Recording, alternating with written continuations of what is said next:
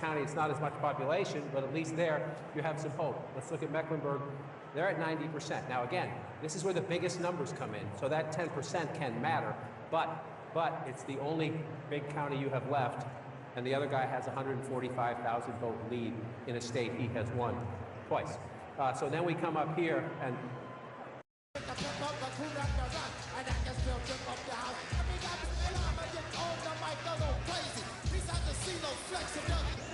I bet you never knew, but hey, you know, I'm the undisputed king of this disco, and I never let the mic magnetize me no more.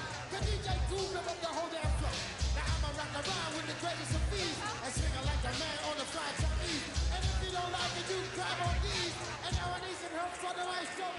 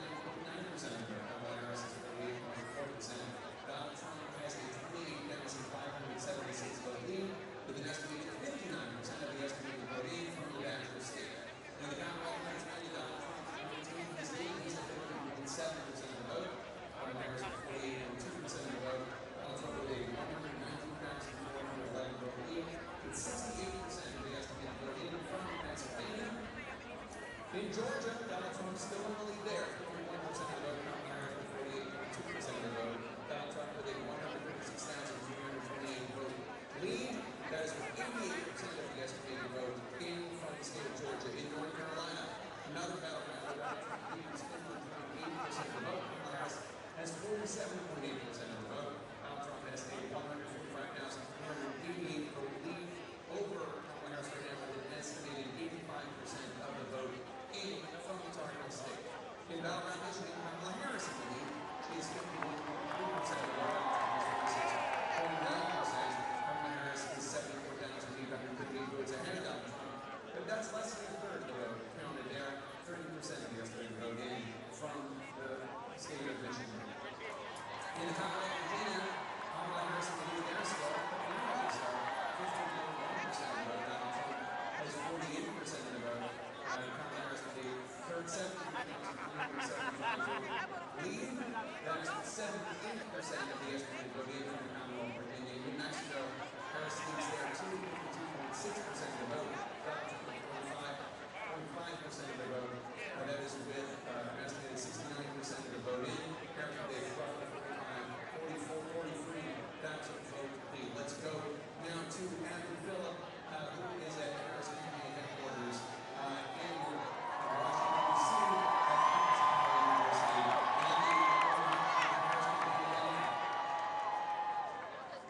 Yeah, Jake, we actually just got a pretty significant update from the Harris campaign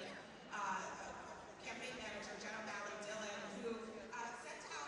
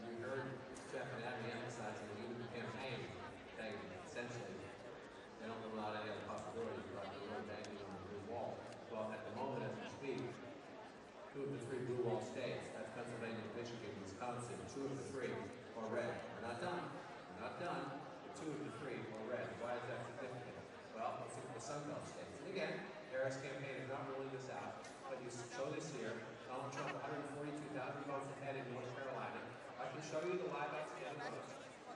And when I show you the live outstanding votes, you will see the pretty big circles in the blue areas, large metropolitan areas, and suburban areas, the Democrats do quite well. I just want to say that 85% reported statewide and 142,000 vote lead. Is it mathematically possible for enough votes out there? Yes. When you get to this point in the election and the state Donald Trump won twice, you start to think, okay, this looks like we did in 2016 and in 2020. It's more like 2016 than it did in 2020, to be honest with you. But you look at it, you see through the Harris campaign, you're calling all these counties. You're trying to figure out, how many votes are out, what percentage are we getting. But if I'm looking at the North Carolina map, I'd rather be Donald Trump than the Vice President of the United States right now. So then you bring up the Georgia map, and again, this one, say this again on a broken record, 2024 is not 2020. There's not as many county ballots. We won't have as many large percentages of Democratic votes coming in the days after. But Donald Trump is ahead by more than 200,000 votes at this point 4 years ago. So let's just be cautious for the sake of being cautious. And yet, at the same time, I just said that. I want to tell you, he's 136,000 votes ahead. The state was decided by 11,000 votes last night. 88% of the vote is in. So where is the live outstanding vote? Live outstanding vote. This is where the Harris campaign, you're just hoping that overnight these Democratic areas will report not just their votes, but a lot of votes. They're hoping turnout exceeds your expectations. So you see down here in the Hispanic area, this is where the race was won or lost by Democrats. Atlanta and the suburbs around it. So let's come out of that map. And again, here's the key point. Fulton County, 90% of the vote is in. Yes, she's getting 72% of the vote. I want to check, compare that. A little below what President Biden does, but it's close. But remember, we won the state by 11,000 votes. So she can't really afford to be below him anywhere. We're not by much anyway. We move over to Cobb County, 91%. It's a big suburban county, right? So 91%, you have some change to make up there. He's at 57% if you round that up. The President of the United States is at 56, so she's running maybe a little bit ahead there. Let's come over to the Cobb County here. Let's come up to 2024 and see what's left. 11% left, again, large, very Democratic area. You see the 81% there, just to the east of Atlanta. Let's just check 2020, Biden made 83. 81, 83, you might think at home that's not that big of a difference. In a race that's very close, yes, it can be a big difference. So we have to watch at the moment. Let's cut out, let's do it this way. Back in 2024, let's just copy this and see where's Harris underperforming. Where is Harris underperforming Joe Biden? In a state Joe Biden won by 11,000 votes. You can't really underperform. But she's underperforming in 28 of the 159 counties, right? So we have more votes to be counted. We're not done yet. This is not a final glimpse.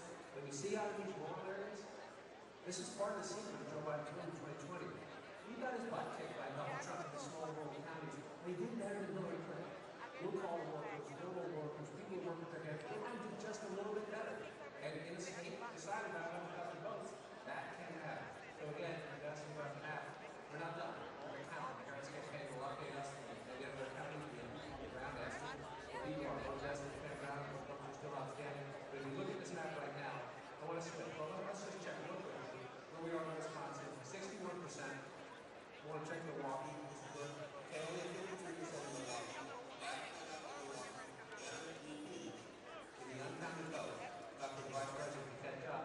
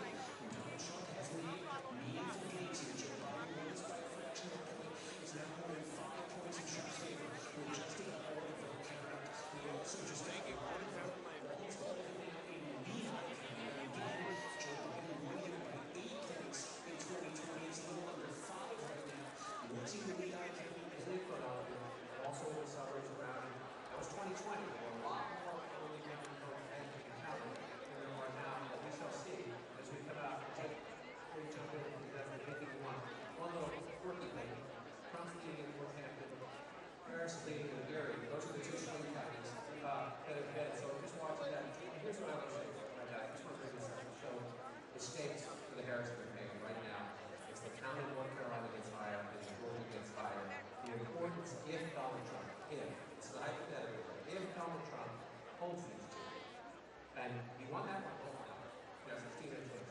He won this in 2016, he lost by 11,000 votes in 2020. So not at all inconceivable in history, and when you look at the numbers back. That happens.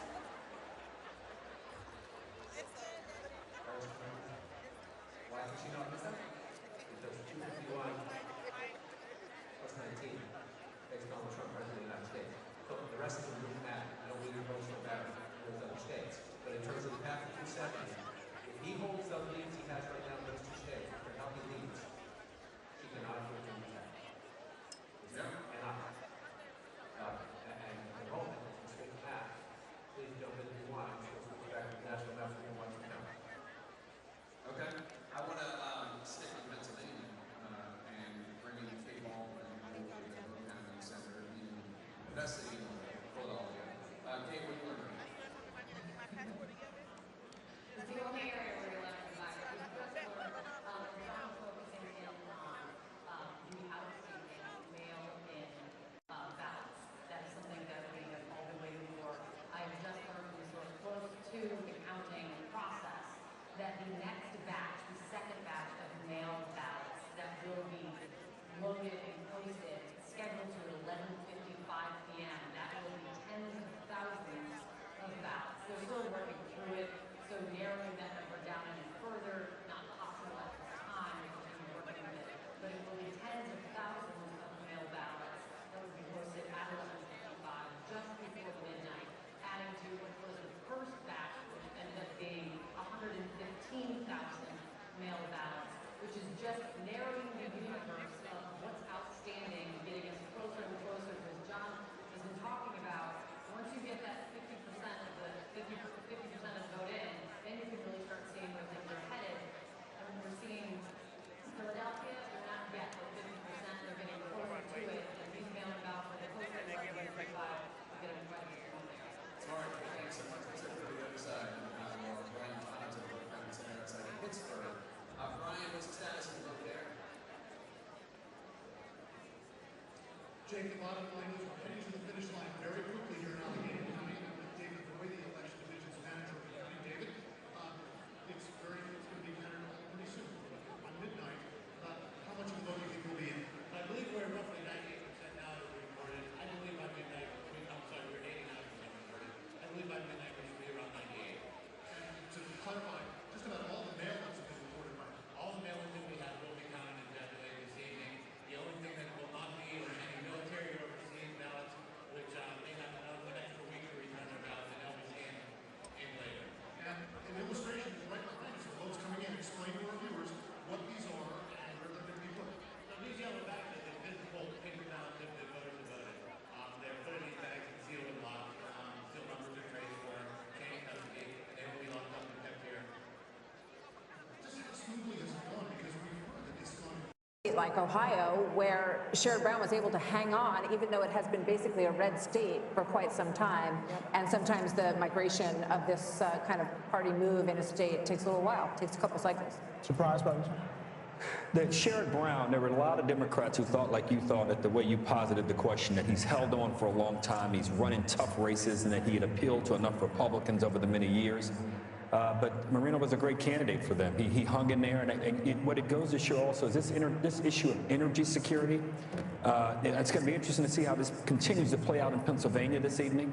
Ohio and Pennsylvania both, and even Montana, where energy is a big, big issue.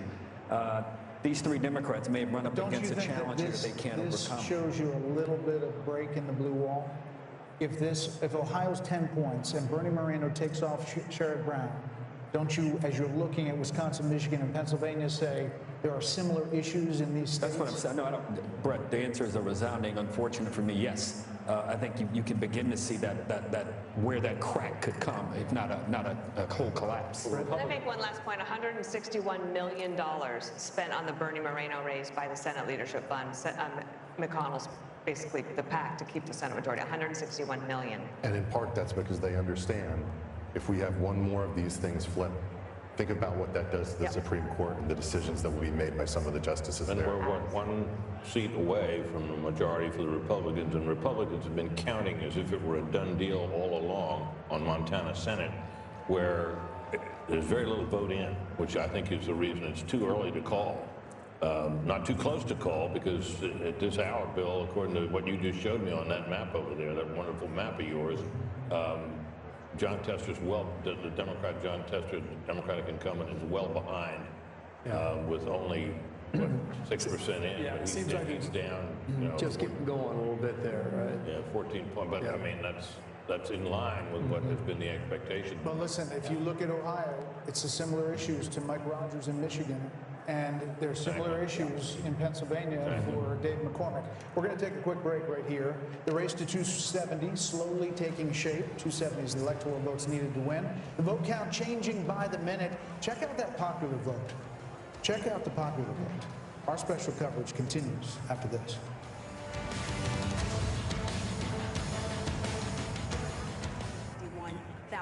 And I also want to note this, that the state will be required to report the outstanding early votes by midnight, so we should get a clearer picture soon there in this critical battleground Commonwealth of Pennsylvania. Back to you. All right, fascinating. And she was just talking about Bucks County.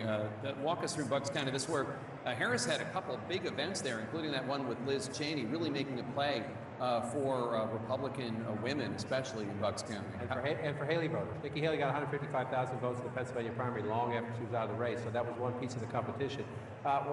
Two things to say about this. Number one, it's only half the vote. So if you just think we have about 200,000 more votes, right? This is 51%. It's 103 to 102. So you got roughly 200,000 votes still to come in. Bucks County is the most competitive of the caller counties. She sees at 50%, the vice president, if you round up. Again, President Biden was at 50.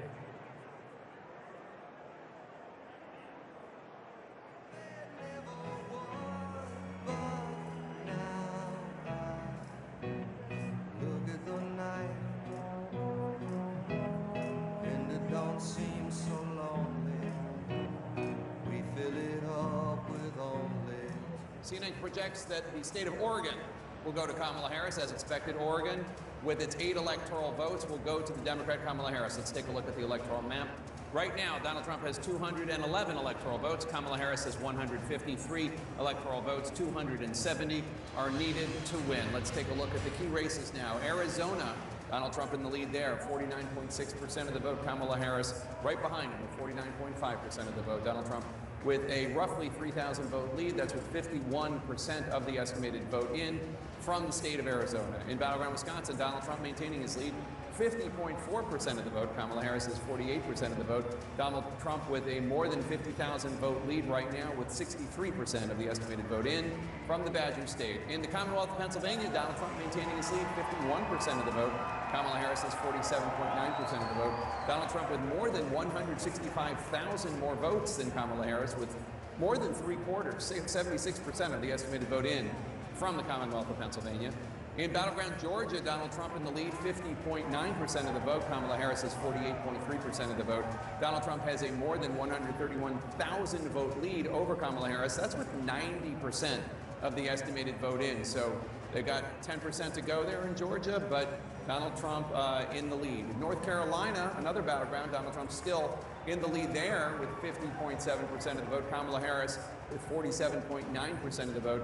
Donald Trump has a more than 138,000 vote lead over Kamala Harris with an estimated 87% of the vote in. In battleground Michigan, Kamala Harris is in the lead, 50.2% of the vote. Donald Trump has 48% of the vote. Harris has a more than 40,000 vote lead over Donald Trump with 1/3, 33% of the vote in there. John King?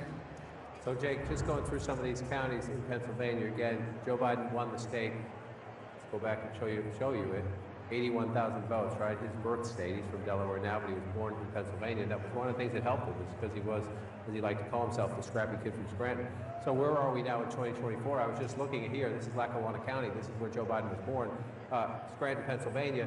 You say, well, the vice president's winning it with 51%, but Donald Trump's at 48, right? So again, in a close battleground state, margins within some of these counties can matter. She's at 51. Joe Biden, 4 years ago, was at 54. That's a big deal. That's a big deal. You look at the margin there, you say, oh, that's only 9,000 votes, right? You know, if you're trying now, you're trying to make up this lead, right? That's 3,000 votes, a little less than that, a little more than that, maybe 3,000 votes. The reason it matters is you're trying to make up 173,000 votes, right? So when you're losing ground in each of these counties, it hurts. And so let's just come over here. This is Luzerne County. This is Trump country, Pennsylvania. Harris getting 42%, 43 if you want to round that up. Trump at 57. Again, 43 for the vice president. 42. So there she's competing, not so bad. There. So you're just looking for the pieces as you come through. Carbon County, 65 for Trump. 4 years ago, 72% for Trump now. That's white workers, blue-collar workers, high school educated workers. Want to check back in here. Lehigh County, vice president getting 52%. There's a little bit out here. Again, you're looking for population centers now. This is the 10th largest of the 67 counties. If you're the Harris campaign, you're looking at population centers trying to say what's left in the places where there are a lot of people. Modest amount of people in Lehigh Valley, but you see it right there. 52, just want to come back. Joe Biden's at 53. You see the pattern that continues, right? You know, I was saying, Donald,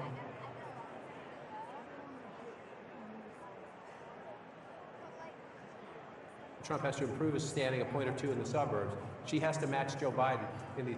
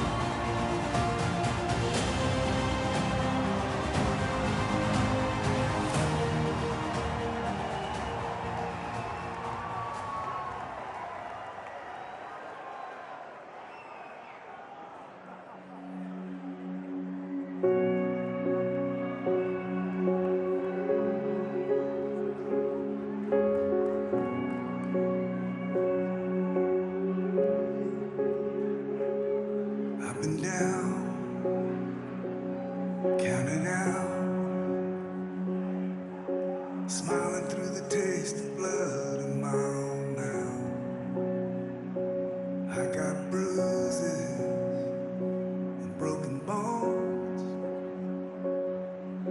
but they don't know I ain't in this ring alone.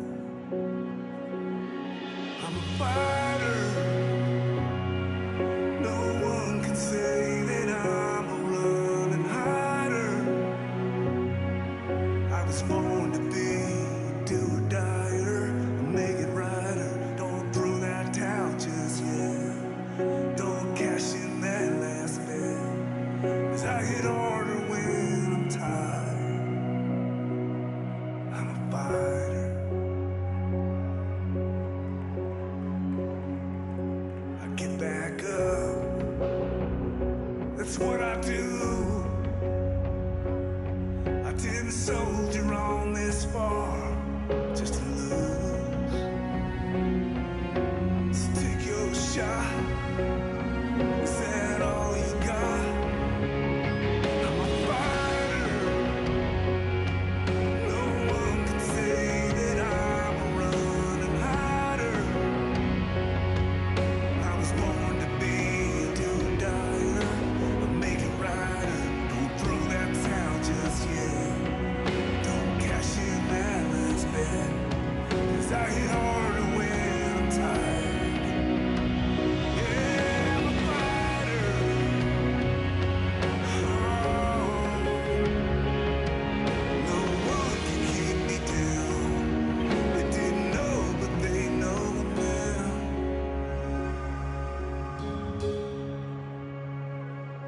That I'm a fighter. No one can say that I'm a running hider. Don't cash in that last bet. Don't throw that towel just yet. I'm a fighter.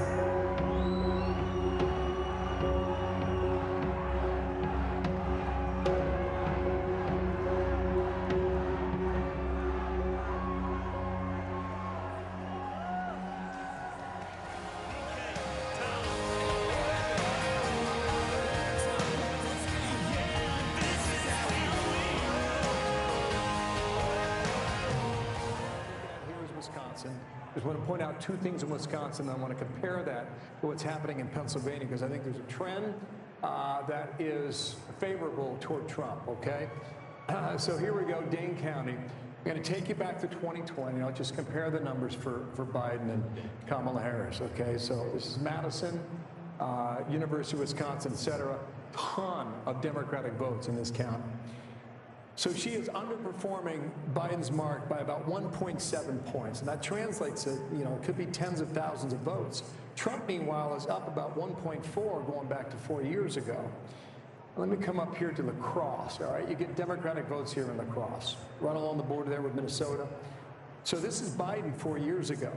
It's not quite 2.5, but it's close to it, where she's underperforming.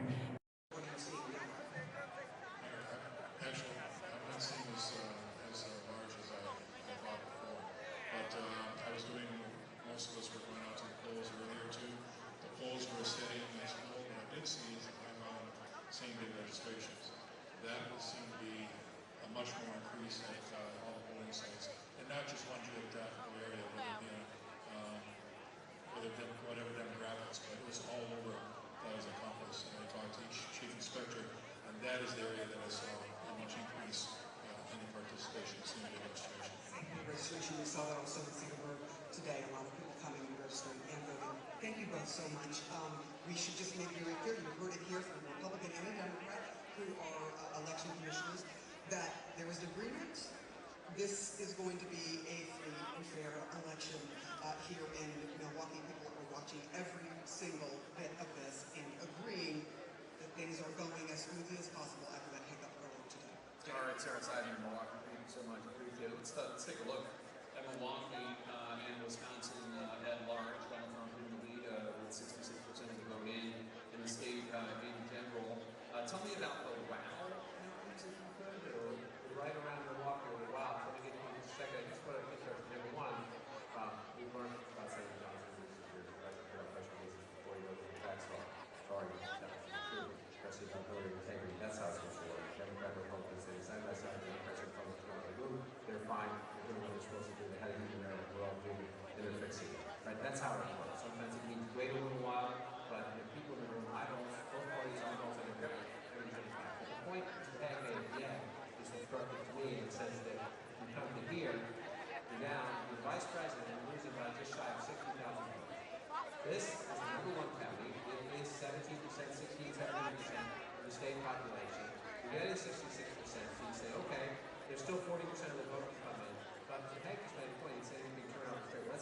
final numbers are. Because if you look at that number right there, look at 176,000, right?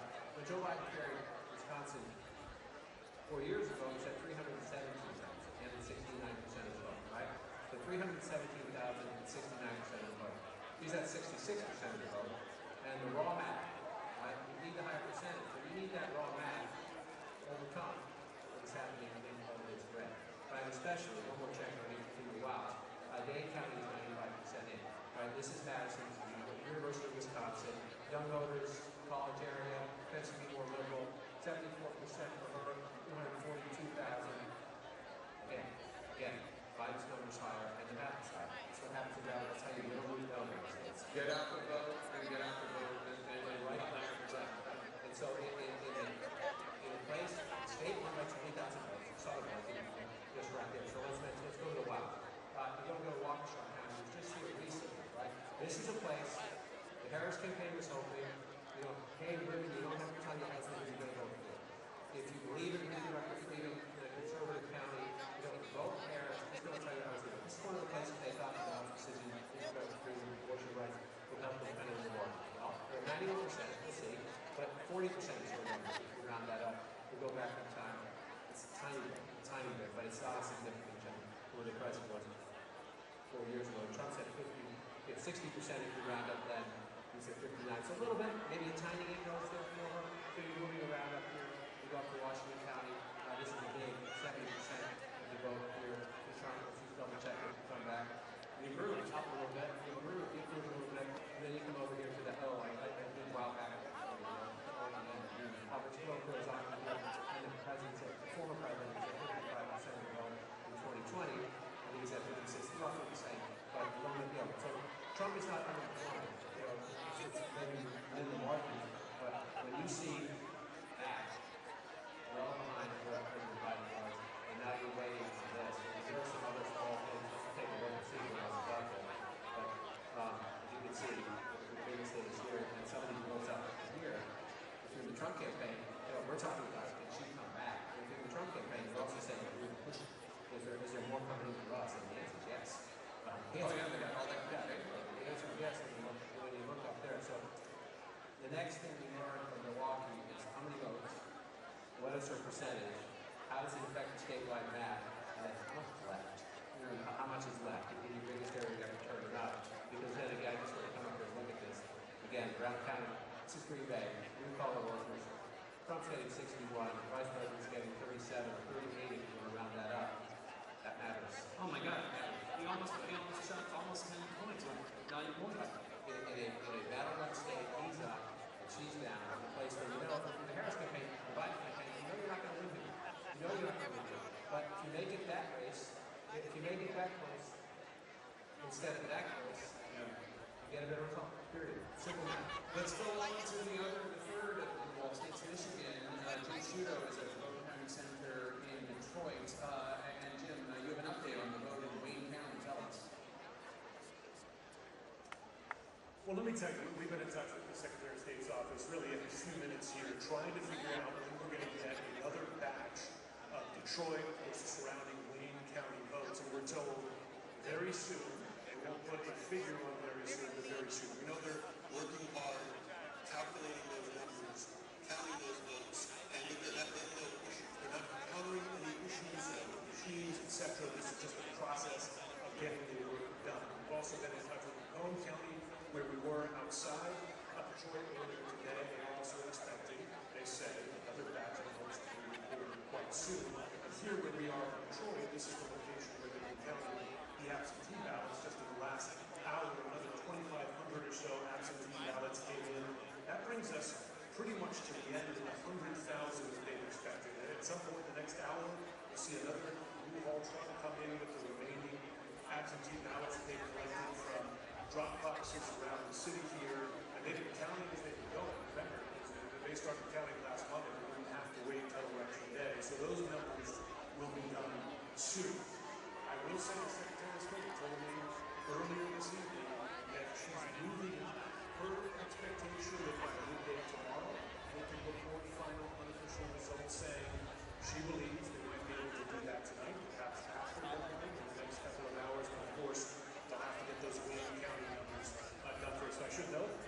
Secretary of State just walked in here to monitor the counting of these absentee ballots as we've been doing in precincts around the state. All right, Jim Chudo, thank you so much. Jim Chudo in Detroit. I mean, John, it's 2024. They only have 16% reported in Wayne County, home of Detroit. One of the things is the full life of consistency. Death taxes, Wayne County, area, Indiana, they're consistent. This is my 10th presidential election, and the 10th time you've been counting late in the night and saying, that's the way it is. But, you see the Secretary of State's there, Jim is there. Again, that's nothing nefarious. It's just inefficiency. To your point about it, we're living in technological age. And Jim just said, they changed the law in Michigan so you can count some of the early votes, beforehand, and then release them after the polls close. So it adds to the why. But right now it's focused on the what. It's an 86,000 vote, almost 87,000 vote lead for the former president. Again, in one of the states he put in.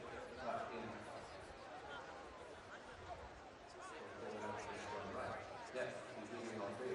Oh, wait, yeah, that changed all the time. She was ahead. And now she's no longer ahead. Now Donald Trump is in the lead. Right now, not all votes are counted. Right now, he's leading in all three blue wall states. Plus North Carolina, plus Georgia, plus Arizona, plus Nevada. We're not done with the count. We're not done with the count. But this is right now the map of 2016. That is the map of 2016, and that is the fire on fire inside the Harris campaign on the phone. Again, we're not done, and we lived through 2020. I want to say it again, slowly and clearly.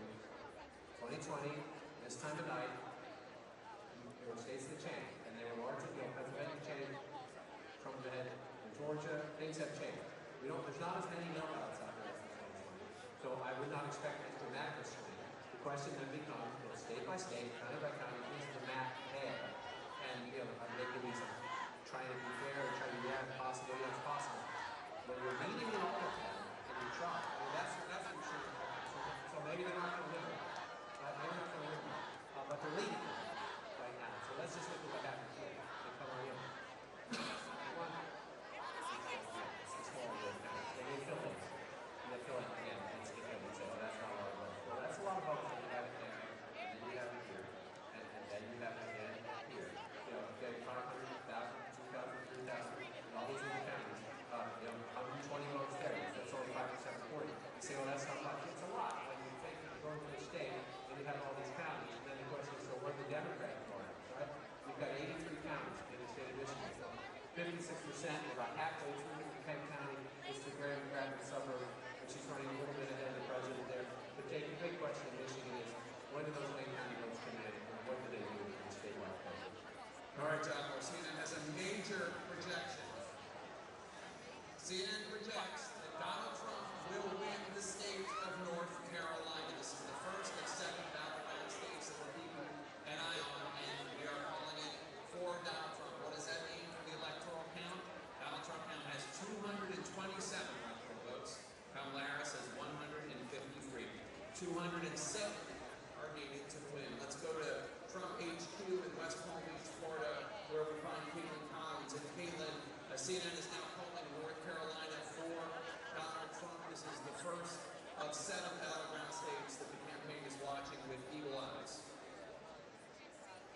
Yeah, Jake, remember what I told you a few hours ago that it was going to be seen as a gut check for the Trump campaign? Listen here, it's a bit of a delay, but your call is playing right now over the loudspeakers in the room, Jake. You can hear the party here, the partygoers gathered at the convention center here in West Palm Beach cheering as your call is coming on the screen. They have been glued to CNN for the last several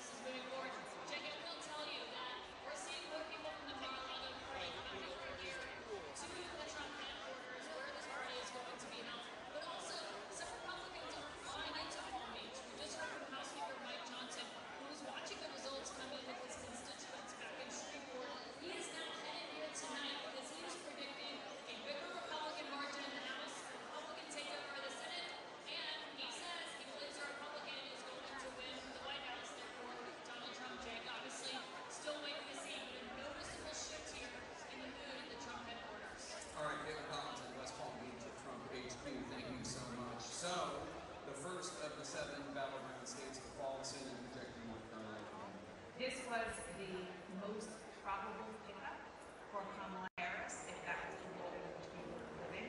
That is why Trump went down there multiple times in the last 24, 48 hours of the campaign. And it clearly did not happen for Kamala Harris. And Trump, he was telling his people, I told and just like people, that this is something that portends well for the future. We don't know what it means for the other states, but what we do know is it's even more evidence that that blue wall is the path for Kamala Harris. And that path is just more and more narrow. I think we're seeing it as the night goes on. But also take so many people thought that perhaps this would be an election that in 10 or 12 closer to the midterms, a big conversation about abortion. But it's not where it's going. It seems like we're seeing that male turnout is starting to produce what we can't do. You know, I think a lot of us came into tonight wondering, was it going to feel more like 2016 or 2020? And 4 years ago, I was at Fox, and at almost exactly this moment, 11:20 p.m., we made a very controversial call of Arizona. And that changed the whole campaign. Was so furious about that call because it was the first flip and the first indication that maybe it was going to be 2016. Right now, voting have to states to be called, right? It is interesting, and yeah, I mean, the fact that we're calling it at this point is also significant because I don't think North Carolina was called last time, 4 years ago, until maybe a week after the election, or certainly after Pennsylvania. Pennsylvania came on Saturday. I think North Carolina was Sunday, Monday. Back to here making this call.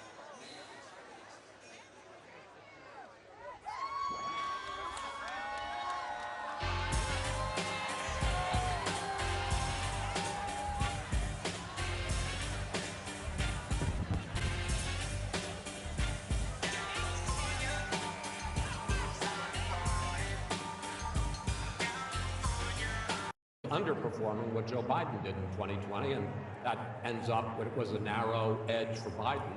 Is at this point, we have to condition it, a narrow defeat for Harris. And the thing about North Carolina, and John has been talking about this, and we'll do more at the wall, is you do have kind of a sense of the country in the state of North Carolina, in that there are growing minority populations, and there is a growing sort of suburban, maybe more moderate population in and around the big cities. And so that is why the Harris campaign thought, with the dynamics of the country right now, that she would have a better shot. But look, the headwinds of the economy, the inflation that people are feeling, the difficulty in their everyday lives. Yeah, she could not outrun that Biden economy. Yeah, and the economy, Chris, that is what people are feeling every single day. I mean, we were talking earlier about whether or not the sort of women and the idea of this being the first post-Roe presidential campaign was going to supersede how people felt when they were buying eggs and milk. And certainly North Carolina and other places that we are seeing start to formulate in these other states, the answer is no. You know, we have talked about it all night. We've disagreed to a certain degree about the right track, wrong track, and it was 27% right track, 60-something% wrong track. You know, maybe part of that is dissatisfaction with Trump. Maybe some of that is dissatisfaction with the abortion overturn. But in terms of what people live every day, it's the economy, it's the price of eggs, it's the fear of inflation, which with the spread of illegal immigrants north is now being felt as an issue, not just on the border, but in northern states as well. Yeah, and Jake, I'm going to be interested to figure out and to find out, once we get all the details, how much success the Trump campaign had in increasing their share of the mail vote. They were really hard at that. Yeah, very interesting. Let's bring you a key race alert and get you up to speed on where we are in all the states that we have not called. In battleground Pennsylvania, Donald Trump with 51.3%, Kamala Harris 47.6%. Donald Trump more than 212,000 votes ahead with 82% of the estimated vote in from the great Commonwealth of Pennsylvania. In battleground Michigan, Donald Trump in the lead, 51.2%, Kamala Harris at 47%, Donald Trump at 98,014 votes ahead of Kamala Harris with 41% of the estimated vote in from Michigan. In battleground Wisconsin, Donald Trump in the lead, 50.7%. The Harris is 47.7%. Donald Trump with a 68,000 plus vote lead over Harris with 71% of the estimated vote in from the Badger State. In battleground Georgia, Donald Trump up 50.8% to Harris's 48.3%.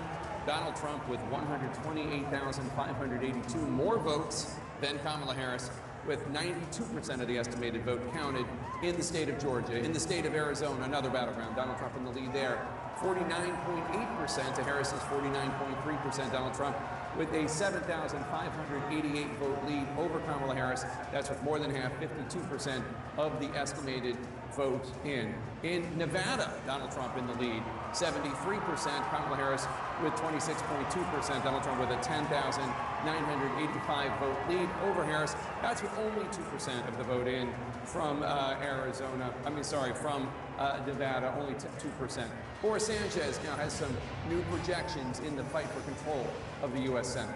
Jake, a major moment for Republicans. They have just flipped, they are expected to flip, their second Democratic seat of the night, this one coming in Ohio. There, Republican Bernie Moreno defeating incumbent Democrat Sherrod Brown. Moreno, the owner of some luxury car dealerships, who invested early in blockchain technology, fought to attach Brown to the Biden administration more broadly, specifically on issues like immigration. Sherrod Brown, a populist who had survived some difficult tests in the state before, cannot overcome the political headwinds he is facing. Donald Trump has now won Ohio 3 elections in a row, and it's simply too much for the incumbent Democrat to overcome. So we are projecting that Bernie Moreno is your new junior senator from the Buckeye State. Meantime, 4 Democratic polls. The first one, a historic one in New Jersey. There, Congressman Andy Kim is set to become the first Korean American ever to serve in the U.S. Senate. He defeats real estate tycoon Curtis Bashaw. Meantime, in Virginia, there, incumbent Democratic Senator Tim Kaine, a former vice presidential candidate, he's projected to defeat Hung Kao, a former Navy captain. Another Democratic poll to tell you about this one, Martin Heinrich, the incumbent senator there, seeking his 3rd term. He defeats Nella Dominici, whose father was the last Republican senator elected in New Mexico some 20 years ago.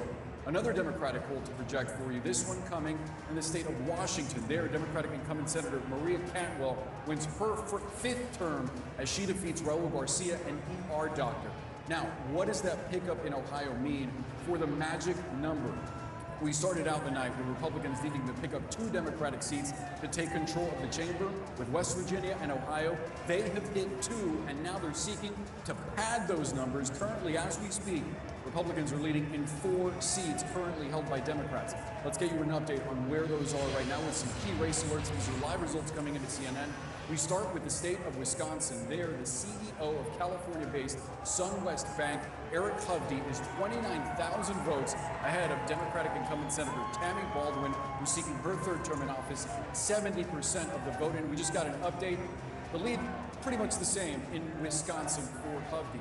In Pennsylvania, this has been going back and forth all night, but right now, the former CEO of one of the largest hedge funds in the world, Dave McCormick, currently leads incumbent Democratic Senator Bob Casey by about 120,000 votes. Still a very close race. This one also a very expensive one. 81% of the vote in the Commonwealth of Pennsylvania. Now, a key race alert from the state of Michigan. This one has been close all night as well. Former Republican Congressman Mike Rogers currently leading current Democratic Congresswoman Alyssa Slotkin, 48,000 votes. Rogers ahead of Slotkin, 40% of the vote in the Wolverine state. So let's take a look at the balance of power in the U.S. Senate, the raw numbers. What does this mean? Democrats hold 40 seats. Republicans, with those 2 pickups, hold 49, 11 seats remaining to be determined. Jake, obviously you need 51 for control of the chamber. All right, Boris, thanks so much. And CNN can make a projection. CNN projects that Washington State, as expected, will go to Kamala Harris. Washington State, with its 12 electoral votes, to the Democrat, Vice President Kamala Harris. Let's look at the electoral map right now. Donald Trump has 227 electoral votes. Kamala Harris has 165 electoral votes. 270 are needed to win. We are waiting for more votes in the big three blue wall battlegrounds of Pennsylvania and Michigan and Wisconsin that both campaigns are watching very closely right now. A total of 6 top battlegrounds remain undecided as we get later into this election night. Stay right here for the next big rollout of votes. Right now, we're going to squeeze in a quick break. Stay with us. Election night in America. You never even get me out on the floor. 10 minutes, I'll be late for the door. I like that old time of rock and roll. Still like that old time of rock and roll. That kind of music just soothes my soul. I reminisce about the days of old. With that old time of rock and roll.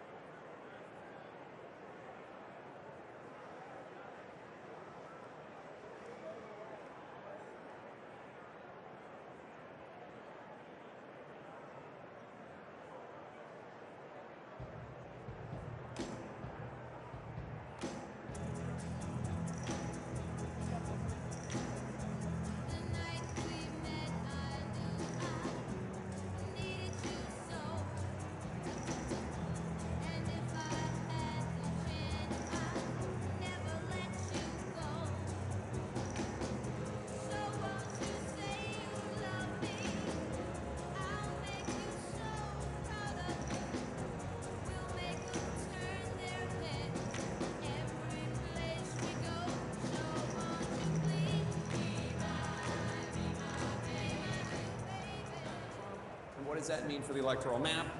Donald Trump has 230 electoral votes. He is 40 electoral votes away from winning. Kamala Harris has 165 electoral votes. She is 105 electoral votes away from winning. Let's see what the states that we have not called, where their vote counts are. Pennsylvania. Donald Trump is in the lead there with 51.2% of the vote. Kamala Harris has 47.7% of the vote. Donald Trump is ahead of her by more than 206,000 votes. That's with 83% of the estimated vote in. That's Pennsylvania. Battleground Michigan, Donald Trump up 51.3% of the vote. Kamala Harris has 46.9% of the vote. Donald Trump with a more than 111,000 vote lead with an estimated 44% of the vote in from Michigan. Wisconsin now, Donald Trump in the lead there too. 50.8% of the vote. Kamala Harris has 47.6% of the vote. Donald Trump almost 80,000 votes ahead of her with 3/4 of the vote, 74% of the estimated vote from the Badger State in. Battleground Georgia, Donald Trump is up 50.7%. Kamala Harris is 48.4%. Donald Trump more than 118,000 votes ahead of her with an estimated 93% of the estimated vote in. Arizona, Donald Trump ahead there too with 49.8% of the vote. Kamala Harris has 49.3% of the vote. He is more than 7,500 votes ahead of her right now, but they still have about 48% of the vote to count, 52% of the estimated vote in. In Nevada, Donald Trump is in the lead with 73% of the vote. Kamala Harris has 26.2% of the vote. Donald Trump has a more than 10,000 vote, almost 11,000 vote lead. That is with only 2% of the estimated vote in. As we follow these crucial undecided races, we are already also getting closer to another poll closing. 4 more electoral votes are at stake in the next hour in the heat of the battle to reach 270. So every electoral vote counts. We're just minutes away from voting ending in the reliably blue state of Hawaii. Over to John King now at the Magic Wall. John. So Jake, a quick look. You just went through the numbers. Just want to look very quickly. These 3 states, Wisconsin, Michigan, and Pennsylvania, will determine the fate of the Harris campaign, whether there's any chance that she can come back. As we wait to see those results, I just want to show you something. Bring it up. Remember January 6th. Donald Trump was finished. Even Republicans were running away from Donald Trump. Donald Trump is done as a national politician. I want to show you something. This is Trump overperforming his 2020 performance by 3% or more. Right? This is a statewide vote. We're not done with some of these counts out here, so this will change a little bit. But Donald Trump overperforming 2020 after January 6, 2021. That's the statewide vote. Look at this. Just look at this when you go to full counts. Look at how many counties across America, 994 of the 4,000 plus, 4,600 plus counties and townships, especially up this way, part of the country, they don't call them counties, they call them townships, but in nearly 1,000, 993 right now. This will change as we go through, but Donald Trump.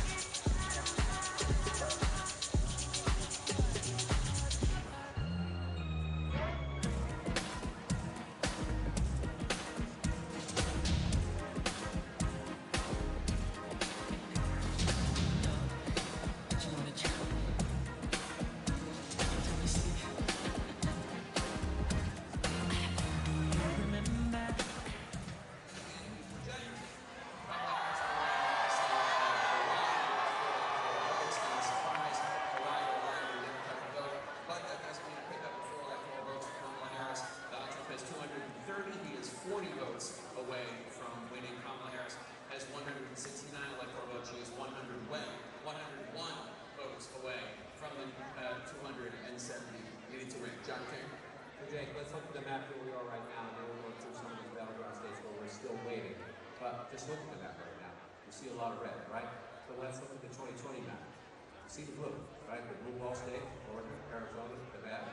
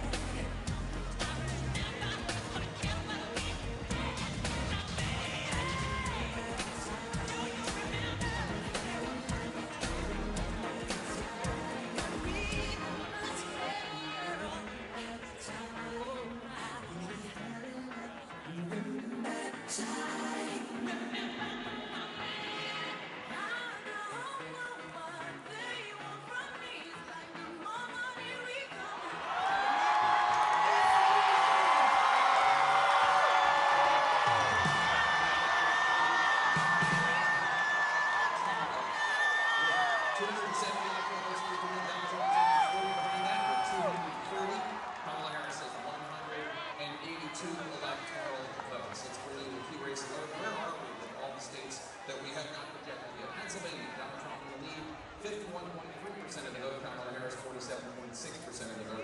Donald Trump has a more than 213,000 vote lead over her with 84% of the estimated vote in from Pennsylvania.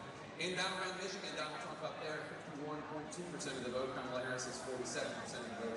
Donald Trump with a 107,290 vote lead over Harris, but there's still about 55% of the vote that has not been counted in Michigan. A lot of votes to count in Michigan.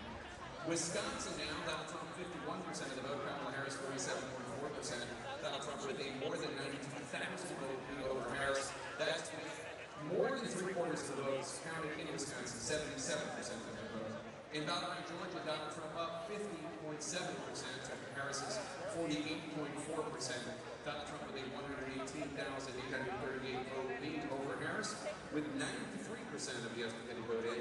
In battleground Arizona, Donald Trump up 49.8% to Harris's 49.3%.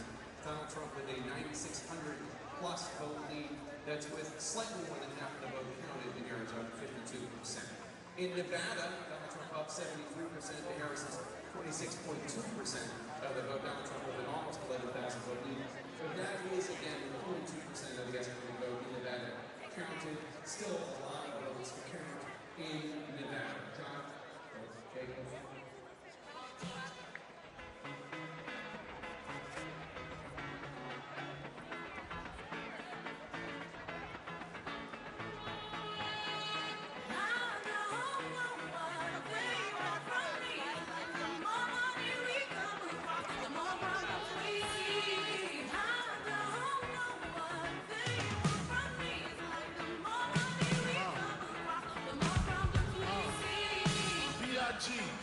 PPA, no info for the DEA. Federal agents mad cause I'm flagrant, tap myself and the phone in the basement. My team supreme, stay clean, triple beam, lyrical dream. I'll be that, catch your seat at all events, bet. Dancing holsters, girls on shoulders, playboy. I told ya, me and Mike's to me, lose too much, I lose too much. Step on stage, girls boo too much. I don't expect the number lane dudes too much. Me lose my touch, never that. If I did, then no problem to get the gas where the true players at. Throw your rollies in the sky, well inside the side, to keep your hands high while I give you another eye. Play it please, lyrically, you can see B.I.G.B. flossing, jig on the cover of Fortune, $5 load. If my phone number your name, I got the know, I gotta go. Get the flow down, pizzazz, knocking dust like pizzazz, dangerous on Trizak, equal as pizzazz.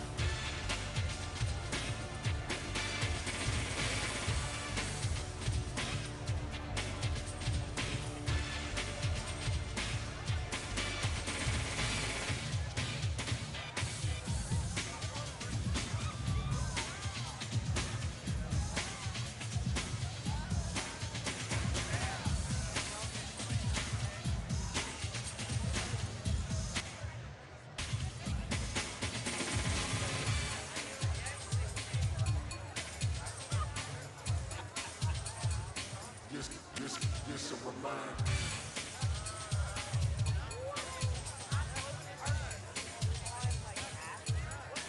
Just a reminder.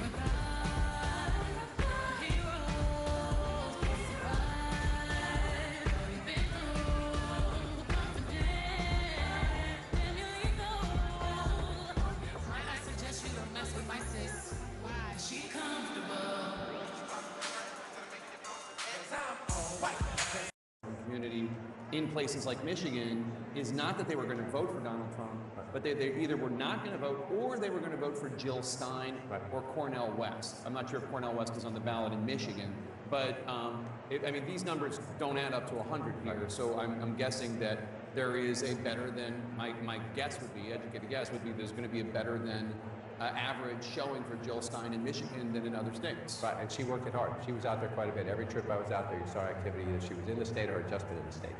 Yeah, so just to explain it. Now, one of the other things I heard about people talking about Michigan is everybody in the media, all you talk about is the Arab American, Muslim American vote, but really the issue in terms of a big sizable, bigger chunk of votes is white working class voters, union voters, because the Trump campaign ran ads slamming Harris's position on electric vehicles, EVs. and that is actually going to be more significant ultimately. That was, this is just their projection, than the Arab American was an American vote. Is there any way we can gauge that, how well or poorly she did compared to Biden when it comes to white, non-college educated union voters? David would have the exit polls. We could look at union households. That's a question on the exit polls. I can show you some counties where we were. 3 times I went out there to talk to union auto worker groups. And I want to just say this up front. There are more automobile manufacturing jobs in the United States today than at any point during the Trump presidency. I repeat, there are more auto manufacturing jobs in the United States today than at any point in the Trump presidency. However, the EV debate is a debate. Stellantis just laid off 1,100 people, right, and in part because they say they have electric vehicles sitting on the lot. The union says that's BS, it's corporate greed, they're not keeping their word, but this is a conversation. Are they going too fast? At a minimum, are they going too fast? There are some auto workers who say, why are you forcing this on us? There are others saying the infrastructure is not in place, culturally people aren't ready for it, why are you going so fast? So one of the places you'll find that is right here in Macomb County. We met Joseph Knowles, just laid off from Stellantis, a black union auto worker. No one in his family had ever voted Republican for president. He was voting for Donald Trump. Everybody in his family was mad at him. This is where you find them right here. Bill Govier is another Ford worker in Macomb County who wanted to vote for Robert F. Kennedy Jr. When he dropped out and backed Trump, Bill Govier said, that's great, I love them both, and he voted for Trump a 3rd time. So some of them have been in Trump's camp, like a Bill Govier. But Joseph Knowles is a +1, voted Democrat all his life, right? So there in Macomb County, you got a long way to go here, 36%. But Trump at 58, when you round that up, Trump at 53, right there. So again, we'll see if that sustains itself. Yeah. And the Biden number at 45, the Harris number at 40.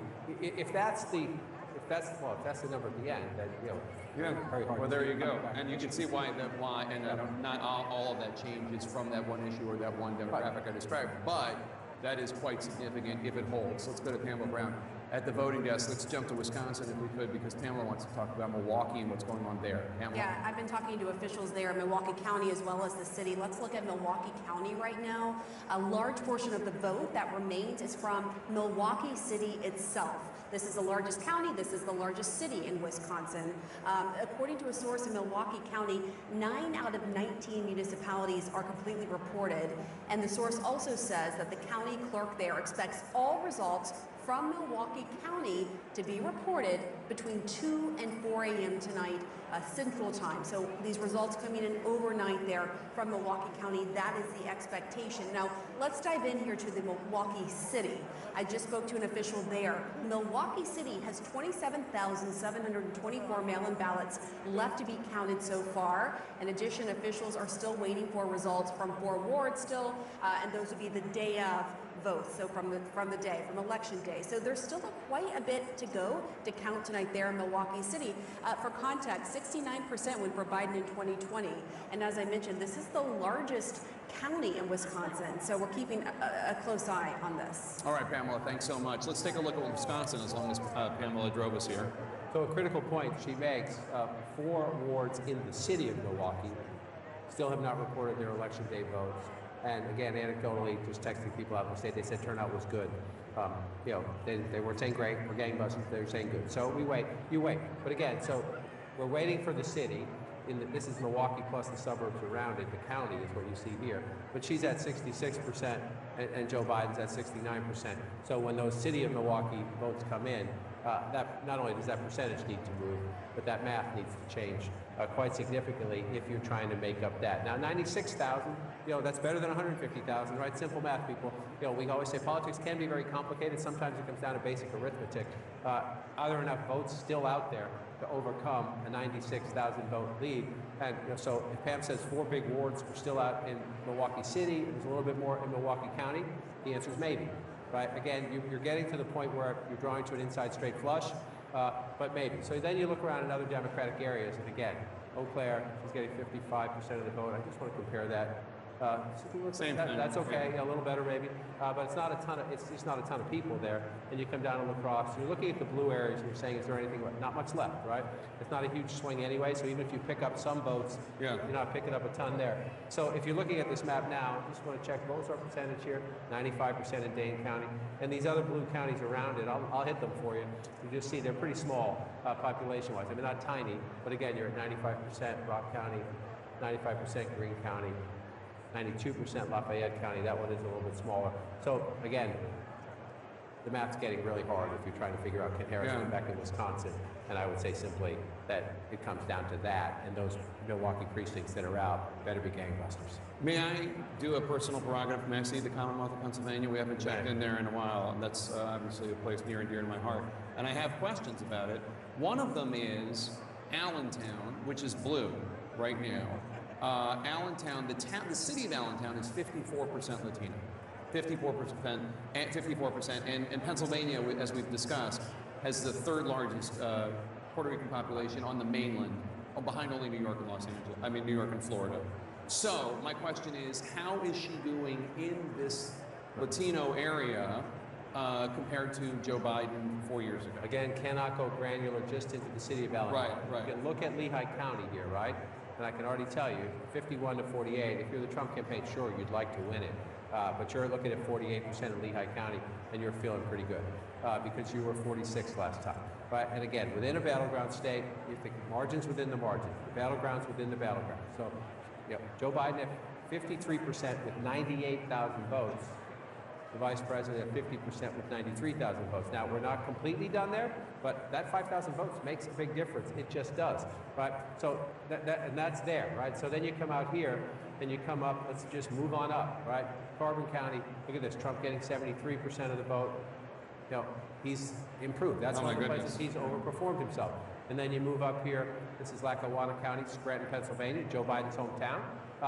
It's a tough, competitive blue-collar area, but 51 to 48 now, 54 to 45. And if that movement of 4% can be the whole thing. It's a couple thousand votes here, it's a couple thousand votes there. I want to show you By something. the way, can I just point out? Erie has now flipped. Erie, which has always voted with the presidential victor in Pennsylvania and nationally, is now with. Let's flip, and let's see where the turnout is there.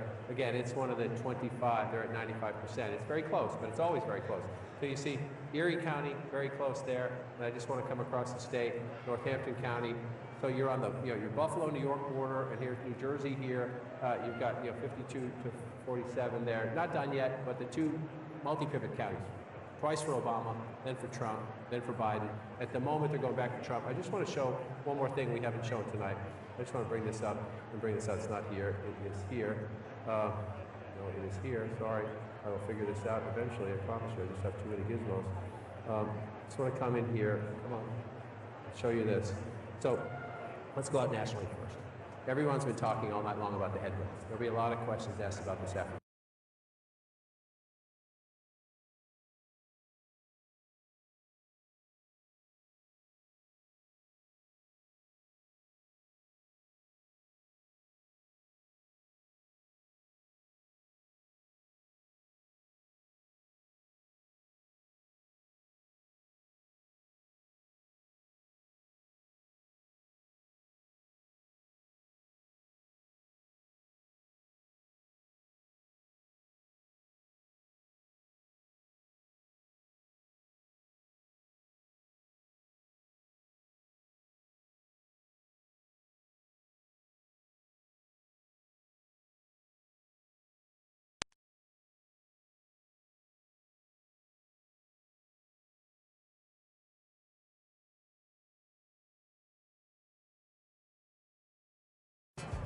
Boy, you turn me inside out and round and round. Instinctively, you give to me the love that I need. I cherish the moments with you. Respectfully, I say to thee, I'm aware that you're cheating when no one makes me feel like you do. Upside down, boy, you turn me inside out and round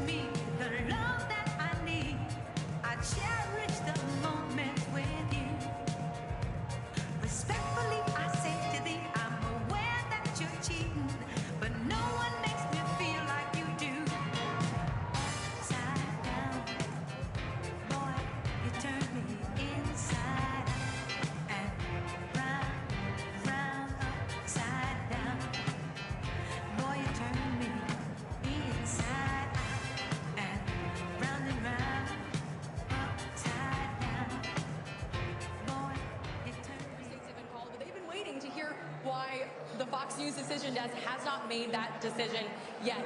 A lot of things that they're looking at that make them excited. There's certain counties like Baldwin, which is an area that has usually votes pretty Democratic. That's an area that actually is now favoring Trump.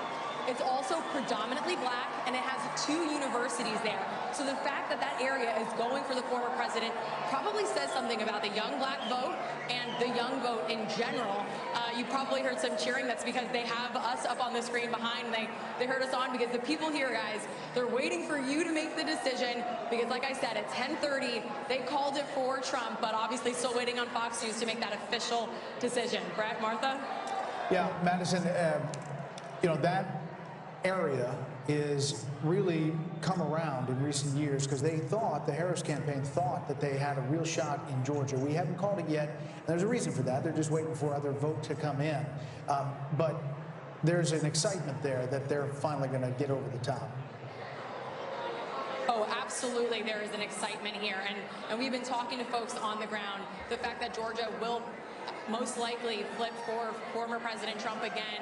They've said things like, you know, enjoy this moment. We worked hard for this. Enjoy the fact that we're bringing safety back to America. They're very happy that their candidate is probably going to take home the win here. And, you know, I've been talking to voters on the ground for days now, and I got a lot of people that said they waited and they took time to make their decision, and ultimately it came out to Trump for them. So a very dedicated voting base here. And in this room, we're at the GOP watch party. Obviously, they're quite excited. Yeah. All right, Madison, thank you so much. By the way, there hasn't been a lot of count in Georgia in the last 45 minutes or so. So we'll see where that stands. We'll get a look at that and see where it's going. But what about Tennessee, which we called a really long time ago? I know everyone's wondering what is happening in Tennessee, but Pete Hegseth can answer that question for us because he is in Nashville. Did you hear, Pete, that we called Tennessee? A while ago. With 0% of precincts reporting, yes, which I very much appreciate. And so did the crowd here. My kind of state. My kind of state. But I'm telling you, we're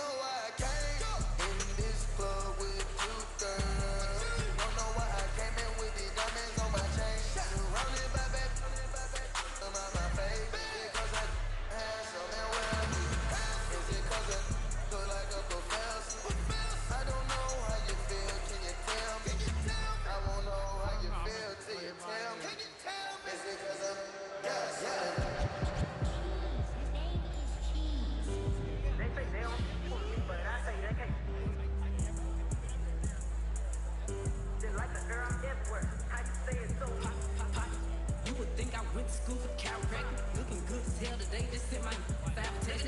Why did you come from me about it, man? They come at me about two. I don't even find a trace. I don't know that. I just seen them on the telephone. I can't be up in her face. I took her down for. When I lose a I just pop out and go find some more. Soon as I feel like my time get wasted, then it's time to go. Riding with my twin and and we on a curse. She said she my out, but I don't know her. Had to look her up. I know that I'm rich, but I can help it. I'm hurt as fuck. I've been on these next so long, sometimes I fucking stuck. I can put you in my business. You might wish me death tomorrow. Be on today, sing every word of up tomorrow. That still got cases open. Keep your mouth shut tomorrow. Play with me today, then get some stiff. You know it's up tomorrow. Fake, that's what my friend on your broke you. Yeah, I think that she scissor. She bought a chain, I bought the same one, even bigger. She's throwing shots, that's how I know I got a trigger. I was big dog, I don't care what no say. I say on her mind, I got condos in that head. She said she don't f with me, who say that you can't? Then all munching, he gon' eat me like a mango. Long week, it be tickling my crack. Wonder what I do tomorrow that these will be mad at. Oh yeah, sweet, and I always get my lick wet. I got for my then I'm fighting over. Can't say your name up in my songs. Might not with you tomorrow. Can get my feelings hurt today. I won't give tomorrow. If it's about no credit score, I might be rich tomorrow. Every day the sun won't shine, but that's why I love tomorrow. Can't say your name up in my songs. Might not with you tomorrow. Can get my feelings hurt today. I won't give tomorrow. If it's about no credit score.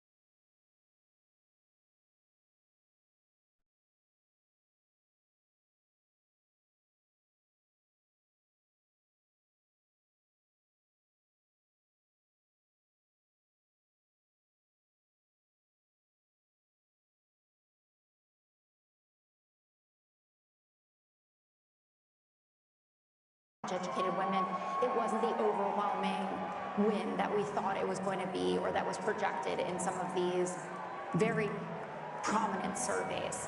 And when you think about the fact that there were some people, I didn't think we were going to win Iowa, but that we had seen surveys where he was only up 5 in Kansas or up 3 in Ohio. It's going to take a lot of refocusing to understand really what happened here. And it doesn't seem like it was one decision that the Harris campaign did. I'm sure if she loses Pennsylvania, there'll be a lot of Josh Shapiro discussion. This feels much bigger than any decision about having him on the ticket or going to the Al Smith dinner. So, Carl, when Jessica just brought up a potential for 150,000 votes in Philadelphia County, I saw your head kind of swing around. Does that not make sense to you? Well, no. I mean, we're pretty good at saying 89% of the vote is in, or 95% of the vote is in, and that not turning out to be, that turns out to be accurate. It's been very rare. I can't imagine in one instance where we've said, where we've looked at a number and seen 90% of the vote in or 85% of the vote in, and that turned out to be grossly off. I will say this, though. I did want to follow up on one thing.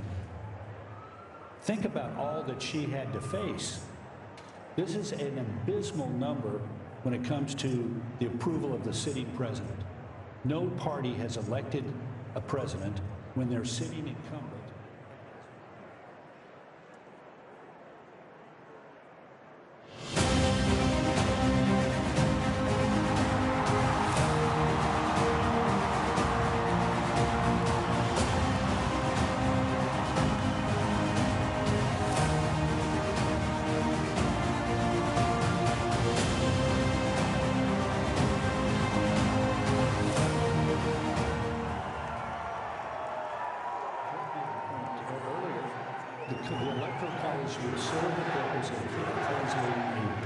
Relatively small difference between these two people. Look at Pennsylvania, 50.9 to 48.1. And yet at the end of the day, a series of victories of 1 and 2 and 3 points are going to generate a commanding number in the Electoral College that will help the new president again, if it all goes like it looks like it's going, to be more effective in office. Harold Ford, are there going to be Biden people that say he could have been better? Like, you know, I think it's hard to make that case for some of the reasons that I think Britta and Carl have made the point. I think three things. I listen to Sandra's data. I'm curious, as we get a day or so away from this, as we look at what happened with the performance amongst women for her, did she win African American women, Hispanic women, white women at a bigger rate? Were there disparities between the two? And then the race thing for me, I'm going to be curious also to get more. We heard that the numbers around Hispanic voters, but even black voters, where that might be. And interestingly, Carl, normally you see a race where, in the country, where the cultural issues impact, as you were talking about the suburban areas, in some places he wasn't performing, and you see the suburban.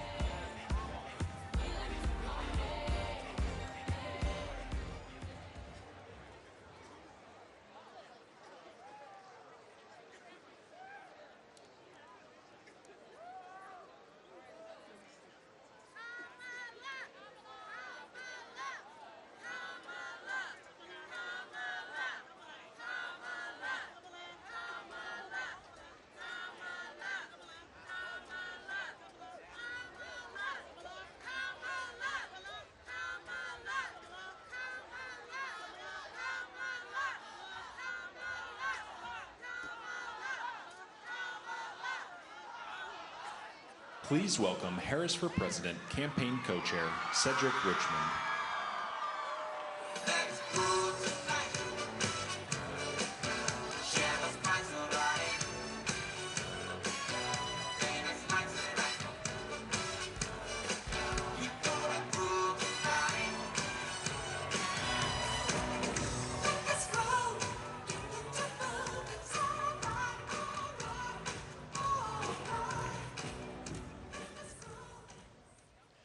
Good evening, Howard.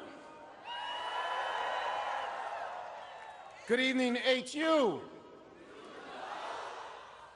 I want to say good evening to all of the Harris campaign, the campaign family. Thank you for all that you have done. Thank you for being here.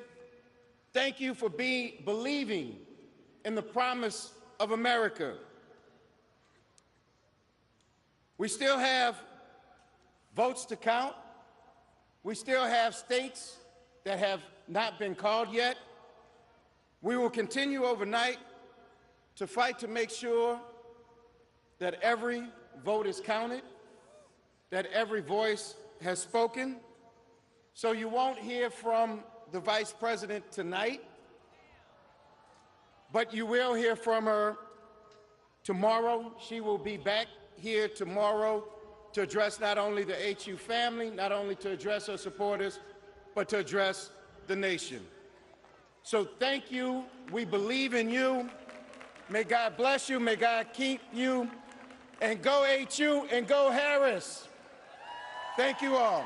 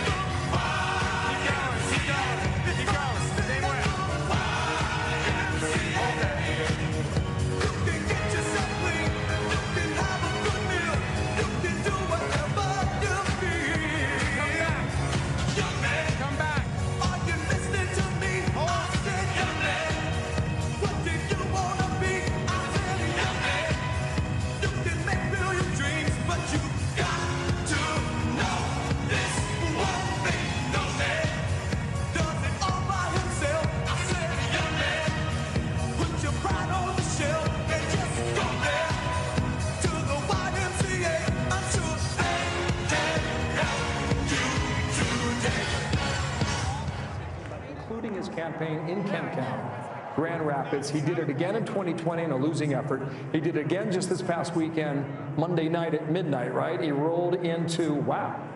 Yeah, he rolled into Florida at 5:30 in the morning. That was yesterday morning. No, it wasn't. It was this morning, wasn't it?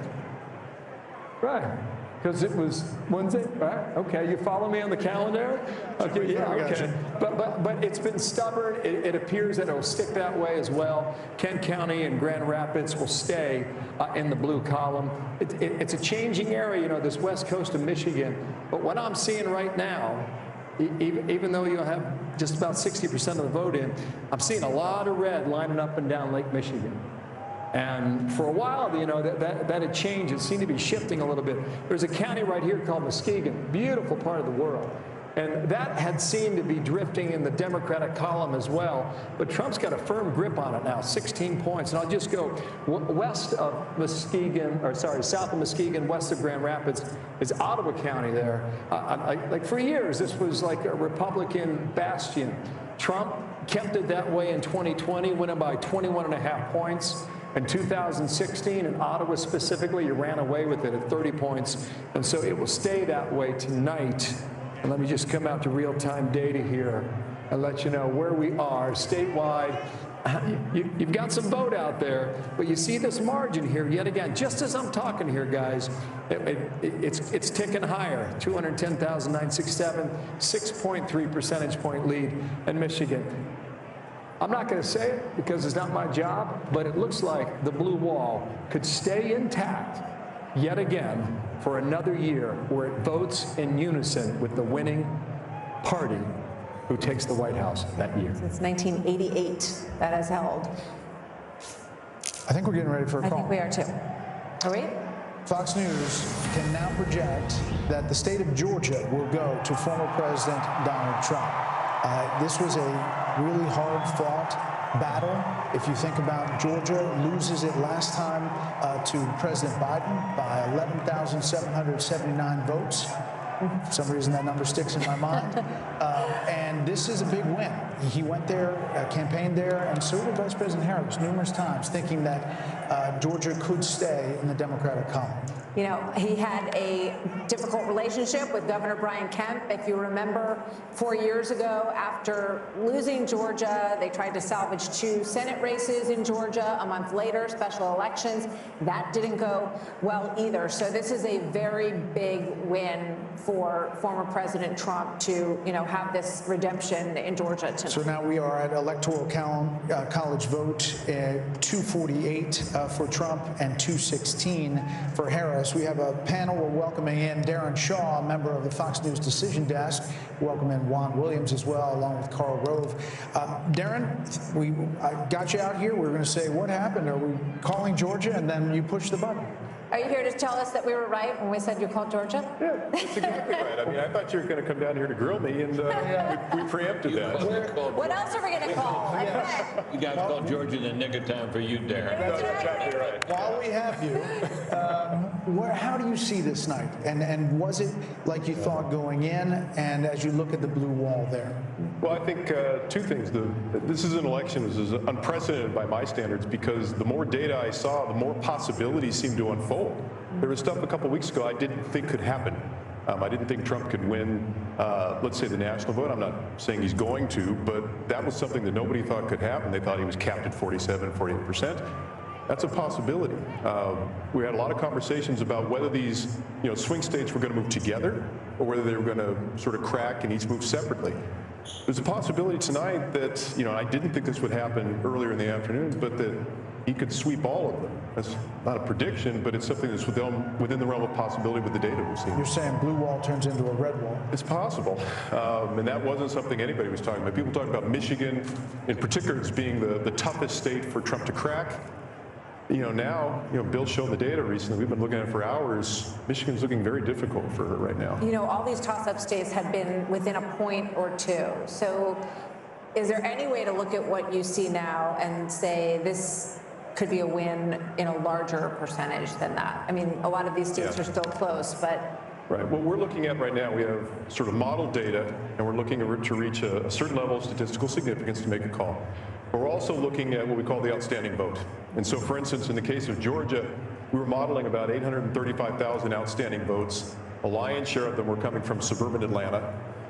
She needed to hit about 55, 56%. She was getting about 45%. And at a certain level, that becomes a statistical impossibility. The more data you get, the less room she has to actually grow or do better than she's been performing. And so that sort of triggered the call in Georgia. We're not quite there yet in the other states, but this may not be an election where we need to be here till Thursday or Friday. Right. And so when they say go home, relax, you're saying maybe not yet. We'll see if they continue to count. Arizona and Nevada have been particularly stubborn about that. We understand in Nevada they don't allow any counting until the last vote has been cast, which is we think why we're getting basically nothing from Nevada so far. But Arizona, it's coming in sort of droves. It's a close race there. Wisconsin and Michigan seems to be counting there like 54, 55%. Wisconsin at 2 a.m. in 2020 had counted 99% of the votes. So we think there's a chance we might have enough data in Wisconsin, maybe Michigan. So we may have some resolution more quickly than we thought. So in Pennsylvania, Sean talked about this earlier, the early vote and what that looked like and what she would have to do day of in Philadelphia and those counties right around there. Is it possible that that's still out there and it's possible to do? Well, it seems to be a probability diminishing by the hour. I think this is something from the Georgia data, but we've also seen it in Pennsylvania. Young African-American men did not come home.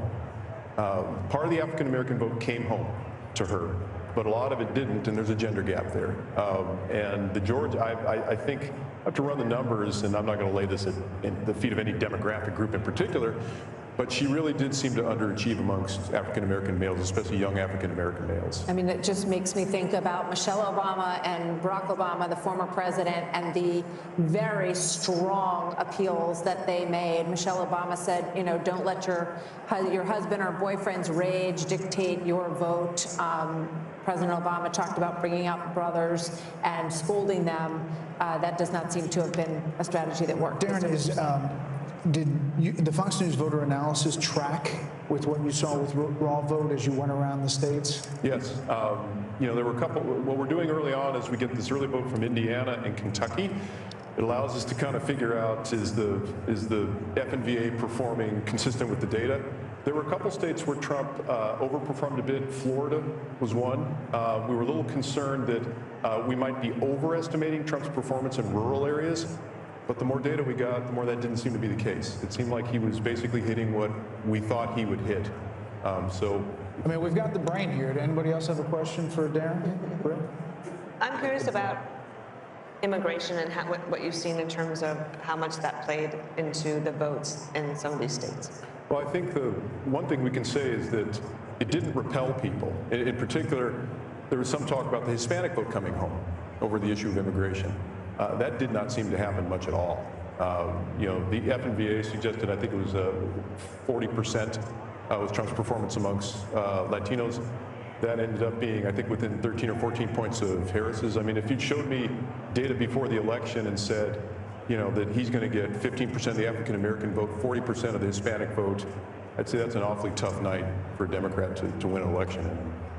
There's some reporting that Trump has won Erie County, Pennsylvania. Is that square with anything you understand? I think that's. I think it was on sort of a knife's edge. I don't know if Bill's got the latest data, but it was a joke here. It's part of her hope. Right? Went back to the Trump team, and right now, currently, just to keep you guys up to date, he leads it by a point in 1.4, which is a little less than 2,000 raw votes. And it's 99% left out. How much is votes? 99% in, or 90? What did you say? 90%, statewide 90%. Darren, I got a question for you. When you think about the blue wall in the upper Midwest, when we were at the convention in Milwaukee in July, it ended on a Thursday. On a Friday, we had that national computer glitch, and all the airports were shut down. So all the delegates and all the journalists and all the campaign folks were stranded at the airport in Milwaukee. And I was still thinking at the time about, you know, why did I just see Kid Rock? And why did I see Hulk Hogan? And why did I see Dana White? And I went to the campaign, I said, what's going on there? Because it was men. It was white men. And they said, we notice in the upper Midwest, at the time they were thinking about Minnesota, Wisconsin, Michigan, Ohio to a lesser degree, and Pennsylvania. That's what they were thinking about. And they said, we noticed that there was a certain percentage of white men who voted in 2016. They sat out 2020, and we're trying to win them back. Is there evidence that those white males in those upper Midwest states did that tonight? There was sort of a rule of thumb we were adopting that, and we spoke about this a little bit earlier in conversation with y'all, but that, you know, the gender gap is a double-edged sword. The gender gap can help or hurt depending upon, you know, the absolute level of support. We were looking at 55%. In other words, if Trump was hitting 55% with men, that was a good sign. If Harris was hitting 55% with women, that was a good sign. And in the upper Midwest states, he was getting closer to that sort of magic number than she was. So what you call it the bro strategy or whatever, it seems to have paid some dividends up there. I mean, we're still waiting, but you know, it's looking pretty good for him. So we can definitively say that the poll that we don't talk about in Iowa was kind of off. The registry. I love Ann Seltzer. She's a giant and a pioneer in our field.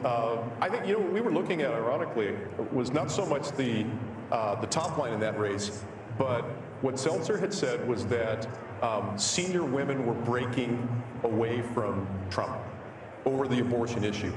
And I think our friend Sean Trende had a really good observation where he said that may be true, but it may not help Harris, because that's something that could occur in Iowa where abortion was a hot issue, but it might not occur nationally in other states where abortion wasn't as salient. We have to let you go, but really quickly, what's happening in Minnesota? That's what I was going to ask that question. Minnesota, why is that still? They have done what sometimes they do in states. They've stopped counting votes.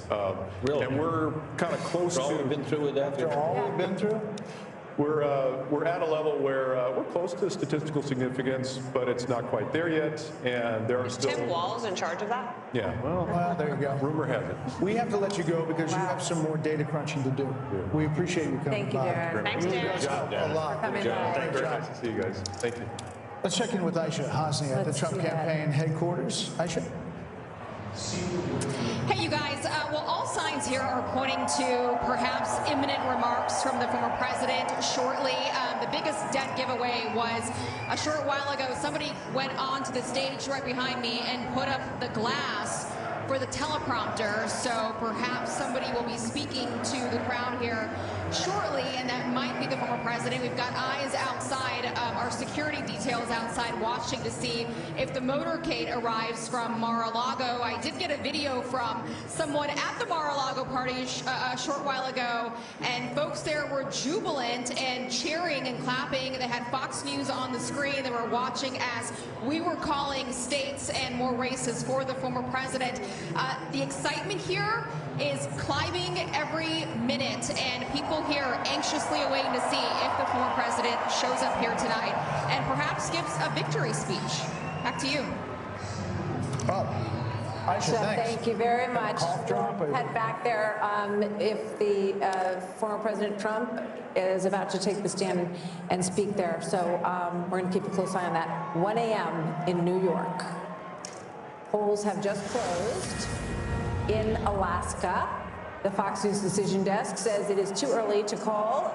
Trump has a lead in our Fox News voter analysis, so we will get you back to Alaska when we have a little more data to report there. And there you see 248 to 216, the Electoral College map. We are waiting on the blue wall, which could be a red wall. You just heard from Darren Shaw. I think that data and the way he laid it out there and their decision making really kind of lifts the curtain to how these guys operate based on our Fox News voter analysis, which again was 120,000 voters, that a rolling poll, and then the raw vote total that they came in. Alex Hoff is in Pennsylvania. We'll check in on the ground there. Alexander. Hey, good to be with you. Yeah, the crowd here in Bucks County, they are excited by some trends they are seeing, not necessarily expecting to result tonight. Pennsylvania's results, and the count is historically slow. It took 4 days in 2020, but the Commonwealth Secretary does believe that it's going to be faster this time. New technology, more training will come into all this. Now, looking at Philadelphia, both the Trump and the Harris campaigns, they're saying they're outperforming there, but Team Trump feels that this could be good news for them because there are pockets of support inside of South Philadelphia, Northeast Philadelphia, and there is a saying that goes that Republicans can gauge how well they are doing in the state by how much they are losing Philadelphia by. Simply, it cuts into the margins that Democrats need. And here in Bucks County, they're seeing themselves on the screen right now. It means a lot. If he were to win this county, Bucks County, I mean, that would be the first time a Republican presidential candidate has taken this county since 1988. And these suburbs of Philadelphia, this is what pushed Biden over the edge in 2020. Harris needs to do well in these counties if she stands to have a chance of taking the state, guys.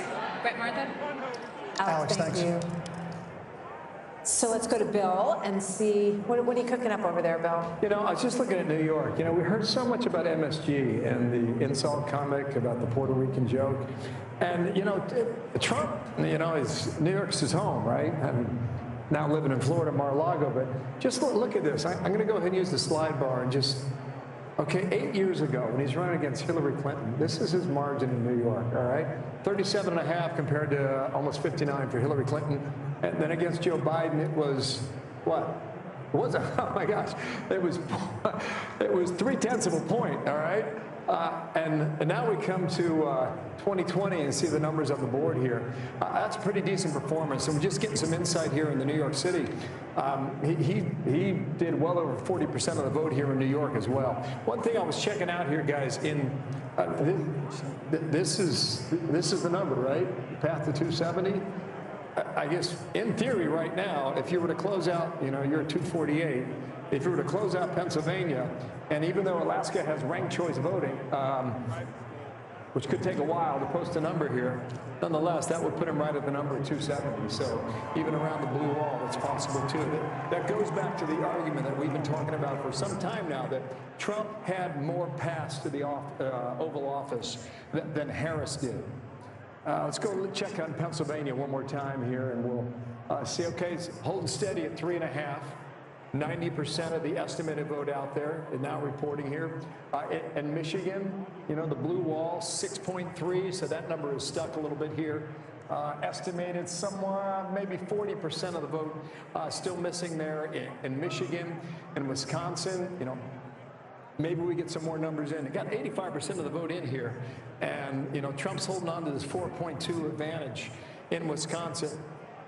And Wisconsin, they take a lot of pride in what they do. They want to get the vote out quickly. Maybe Milwaukee notwithstanding, but the rest of the state, you know, that's their idea. So we could get that in maybe a little more as we go into what, the 2 a.m. hour? Are we going to 2 a.m. or 3? What are we doing here? Arizona sticking here at 0.7. What's that? Just keep going. Okay, you got it. This is Nevada, so we're starting to get our first numbers in from Nevada. For any of the nerds and geeks out there that have been deep in the weeds about the early voting, you've been watching Nevada.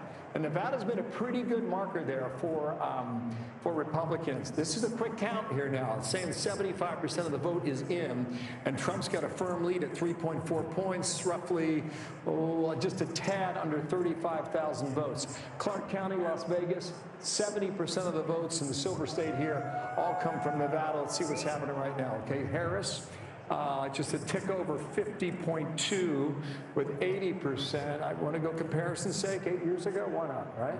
In Nevada, I don't know what this number is. We'll find out together, okay? So Hillary Clinton did 2 points better than Kamala Harris, and Joe Biden, okay, did even better, you know, 3.5 over what Kamala Harris is putting up right now. So it appears if you're in the Trump camp, that's a pretty good number right now, just shy of 51% in Nevada early on. Here's Karl Rove's favorite place in the world. This is Washoe County, right, Karl? Right now, it's close, right? 0.2 points. You know, what happened with Biden? Was it close? Yeah, pretty close, but Biden won the county. So in all likelihood, Trump's got a chance to flip this if it holds up right now. Super slim and more vote to come in, but Nevada is looking good too. And now you start to wonder, you know, how high does this number go on the Electoral College? Yeah, New York Times needle is now at greater than 95% and likely to win the popular vote is what they have. Well, let's check in. Let's go out to Vegas. Jeff Paul is live in Las Vegas. Jeff, what's happening? Well, a lot of excitement here and optimism at the Sam Brown watch party. He's, of course, the Republican candidate trying to unseat the Democratic incumbent Senator Jackie Rosen. And just a few moments ago, when Bill was talking about Nevada, you heard a lot of cheers here from the crowd at the Sam Brown watch party, just knowing some of those initial numbers. It took nearly 3 hours to finally get some of those numbers. We're hoping to get another batch in the coming hours, but Nevada has an interesting law where it's, you know, you can vote right up until the 7 o'clock hour, and if you're in line, they'll let you vote. And in order to release those results, they wait until the very last person in line votes. That person, it took 2 hours and 48 minutes, so still a very long night ahead of us. But for the folks here at the Sam Brown watch party, a lot of optimism in the air. All right, Jeff Paul in Las Vegas. Jeff, thanks. So our panel is still with us, and we have some new folks that are here as well. Kevin McCarthy is joining us. Karl Rove is back. Juan Williams is here. Great to have all of you with us. Kevin McCarthy, let me start with you. Give us an update on what your overall take on the night so far, and then maybe drill down on some of what you're seeing in these House situations as well. The Senate Republicans did an extraordinary job. They surpassed all expectations. President Trump is on his way. And I think President Trump is going to help the Republicans hold the House, but it's going to be very narrow, maybe even narrower than we have. But you think they could do it? Maybe even narrower than you have now, you said. Yeah, it may be exactly the same or maybe smaller. Look at the 2 seats I said at the very beginning of the night. Watch Pennsylvania 7 and Pennsylvania 8. I think we're going to pick those both up. You said North Carolina 1. We're probably going to lose that by 1 point. She did an extraordinary job. Wow. Then you look at Maine. We're ahead there. But we have some incumbents that have fallen in New York. California's just in now, but don't read those numbers yet, because it's just the first part coming in. We're going to have to wait some time to see where we're there. Arizona, we've got a couple of incumbents in trouble. Bacon's coming back in Omaha, maybe there. If we hold the House, if this is a trifecta, the credit goes to President Trump. But it also fundamentally means something different. You can do reconciliation when it comes to tax reform. So you don't need 60 votes in the Senate. Having the Senate as large as he is, he's going to get the cabinet that he wants. The other thing that's going to happen is you're not going to have a Hakeem Jeffries that's going to try to impeach him every single week. So America's going to see ability to govern. And if Republicans take this moment in time to not play games and focus on the issues, they can grow it the next time. Otherwise, it's going to be very competitive in 2 years. But Juan Williams, if it's as big as we think it could be, we obviously haven't made these calls yet, but it's trending that way, and the pathway for her to win is getting narrower and narrower. Isn't it not a mandate? And Hakeem Jeffries and the thought of impeaching with what we're seeing tonight seems like wouldn't be the right move.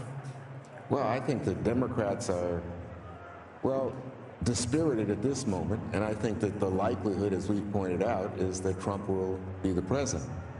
And I think that, for me, talking to people like Darren and political professionals around, no one anticipated the size of this mandate, as you call it. I think that there is even recriminations now among Democrats as to Biden and whether Biden should have dropped out earlier or Biden should have stayed. Would a white male have done better? Obviously, Trump has defeated 2 women and now a black woman. So there's all of these questions. But to my mind, it seems to me incredible that a guy who led an insurrection against the United States government is going potentially now, you know, like a phoenix, going back into the Oval Office. It's unbelievable. Well, you have to consider the fact, Juan, that a lot of people didn't think that was an insurrection. They thought it was a riot, but not an insurrection. And had they thought it was really an insurrection, I don't think he could have won. Well, I don't know. The exaggerations about that day. Well, I'm not exaggerating. About the alleged threat to democracy is a piece of what happened tonight. Well, I don't think so. I think, again, I'm giving you my perspective. And I'm giving you mine. Right, so I listened to you as my friend. But I'm going to tell you what I saw was not only a right in terms of the violence, but a direct action intended to stop certification of a presidential election. Understood. And we've talked a lot about it. That's why I said that. And we've talked a lot about it. The campaign, clearly. I'm not trying to hype anything. The campaign ran a lot of ads about it, talked a lot about it, and more, you know, half the country now, Juan is going to say, that is not what I care about. I care about my economy. I care about immigration. No, see, that's where we differ. I'm not sold on this idea that, oh, it was the cost of eggs. I worry that it was, well, I'm not voting for this woman, or I'm not voting for this black woman. No, that's not what we see in our data. Well, here's the thing. Where do you see that? Because a moment ago, Darren was out here and he said, in fact, not only did the bro strategy work, and the bro strategy largely worked along the lines of white men, but that the bro strategy also had some impact in terms of Latino and black men who came along and gave higher percentages. All right, Carl, weigh in. I just want to make one more point with Juan. I spoke to Jack Brewer this week, and here's what he said if Trump wins. He said he won because black men felt that Democrats and elites put immigrants before us. Your thoughts on that? I just think that that's possible. I don't know that for a fact. I think there are tensions between racial groups, and people might feel that. Obviously, you can exploit those tensions, and you can exacerbate them to the point where you can politically benefit from it. Do I think that's the reason he won? No. I think the reason he won is you look at that bro strategy and the white male turnout and white grievance politics that he has used to great success in this country. I think he's trailing him on trailing his prior 2020 numbers with whites. Well, you know what? I think that the gross Hispanics and black males. Yeah. It's not sufficient to make up. It's not sufficient to have this kind of night. I just think it is extremely odd to suggest that black men are somehow prejudiced because they vote for a white candidate who says, I want to make certain that everybody has an opportunity to succeed in our great economy. I want you to be more prosperous, and I will do things that will make it possible for you to make a better life. That is an appeal to their best instincts. He did not go out and say, vote for me because I'm not a woman. Don't go vote for me because I'm a white man. That would not have attracted those votes. They got attracted to him because they thought he was a strong, effective leader, and they thought he would do something about the issues they cared the most about, which is an economy in which they think they get the short stick, inflation, which has decimated their purchasing power, and illegal immigration, which has affected their communities deeply. And to suggest that somehow black men are racist because they supported a white man is just too far, Juan. You're distorting my comments, but let me just say, I followed your comment to its logical conclusion. Carl, hold on. We're not saying most black men did not vote for Donald Trump. So I never said anything like that. That's just not true. Oh, you suggested it's only I'm saying to you, no, I'm saying to you that in terms of this bro strategy for white males, the whole notion of I'm bad, I talk about women in the most disparaging way. There's some men who just said, you know what, I get into, I want to be in on that. I want to be a badass guy. And I think they like Trump's image and the character. I think they supported him in spite of that, not because of it. Harold Ford Jr. Because of what he offered to make their life better. Harold Ford Jr. Look, I tend to agree with Juan about January 6th. I'm surprised by the fact that the country got over that as quickly as we seemingly did, which speaks to the political comeback. I've said here earlier, I think that the fact that some of these issues around the economy and the border were not addressed more forthrightly, I think had an impact. That being said, we're going to have some analysis around this and around whether or not the driving up support amongst men, what was behind that, how did it work, did the gender gap with women, did black women, white women, Hispanic women? We still don't know those numbers. We'll have an opportunity to dig into some of those things, but I don't interpret what Juan is saying any more than that. All right, more to talk about here. There's a lot more coming up as election night moves on at 1:15 on the East Coast. We continue to get more vote in. We will be able to make some calls when that vote is in full. Our coverage continues next. Stay with us.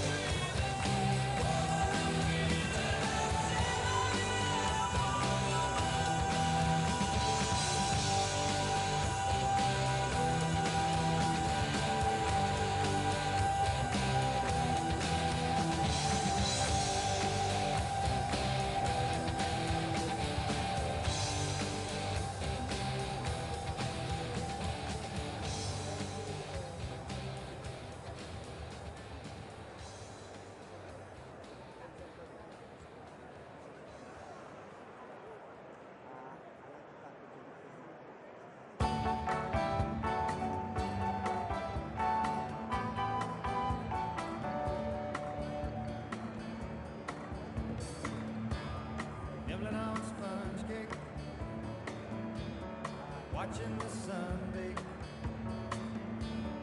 all of those tourists covered with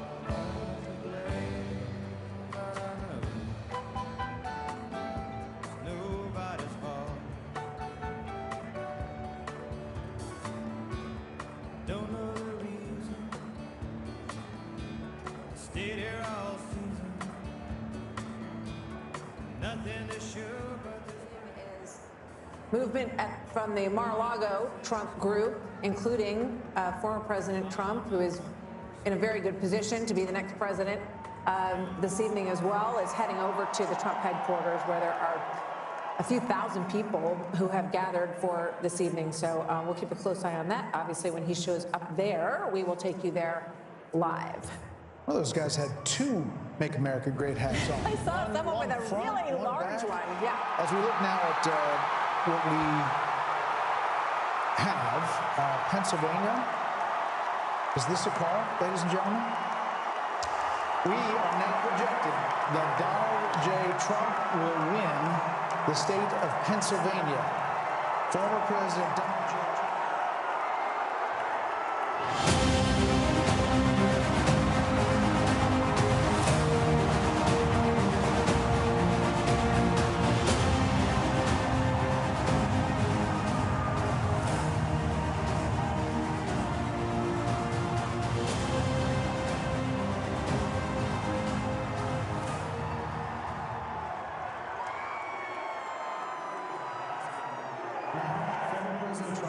Will win the state of Pennsylvania, and we can make that call. The 19 electoral votes. That puts him at 267, now officially over the 270. But the path that it takes to get to 270, he is well on his way to becoming the 47th president of the United States in what is going to be the biggest political phoenix from the ashes story that we have ever seen. Ever. I mean, I'm going to say it's more than Grover Cleveland in 1892. Grover Cleveland was not the subject of a Russia investigation, 2 impeachments, 2 assassination attempts. They have indictments, 91 indictments, convictions, and there is almost nothing that hasn't been thrown at this former president, and his tenacity in wanting to go back and run again, which he announced immediately after he lost in 2020. This is a huge historic moment in the United States of America, as the former President Trump is closing in with just a few electoral votes away now from clinching 270, as Pennsylvania is called for Donald Trump. We're looking live, 1:21 a.m. in the morning at Trump headquarters. The cheers coming up. We're told the former president is there, as well as J.D. Vance, Senator J.D. Vance. They are getting ready to hear from former President Donald Trump. Again, at 267, not there yet, but looking at where that vote is in Wisconsin, where the vote is in Michigan, where the vote is in Nevada and in Arizona. There is no path, Britt Hume, for Vice President Harris, and just 30,000 feet. What this means. Well, I'm old enough to remember when Richard Nixon was declared dead in 1962.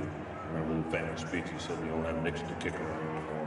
No one could imagine after that failed race for governor, he could have come back in 1968 and been president. That was a hell of a comeback. This, to my eye, was a man who was facing many more slings and arrows than Nixon had there at that time, hated though he was by the Democrats.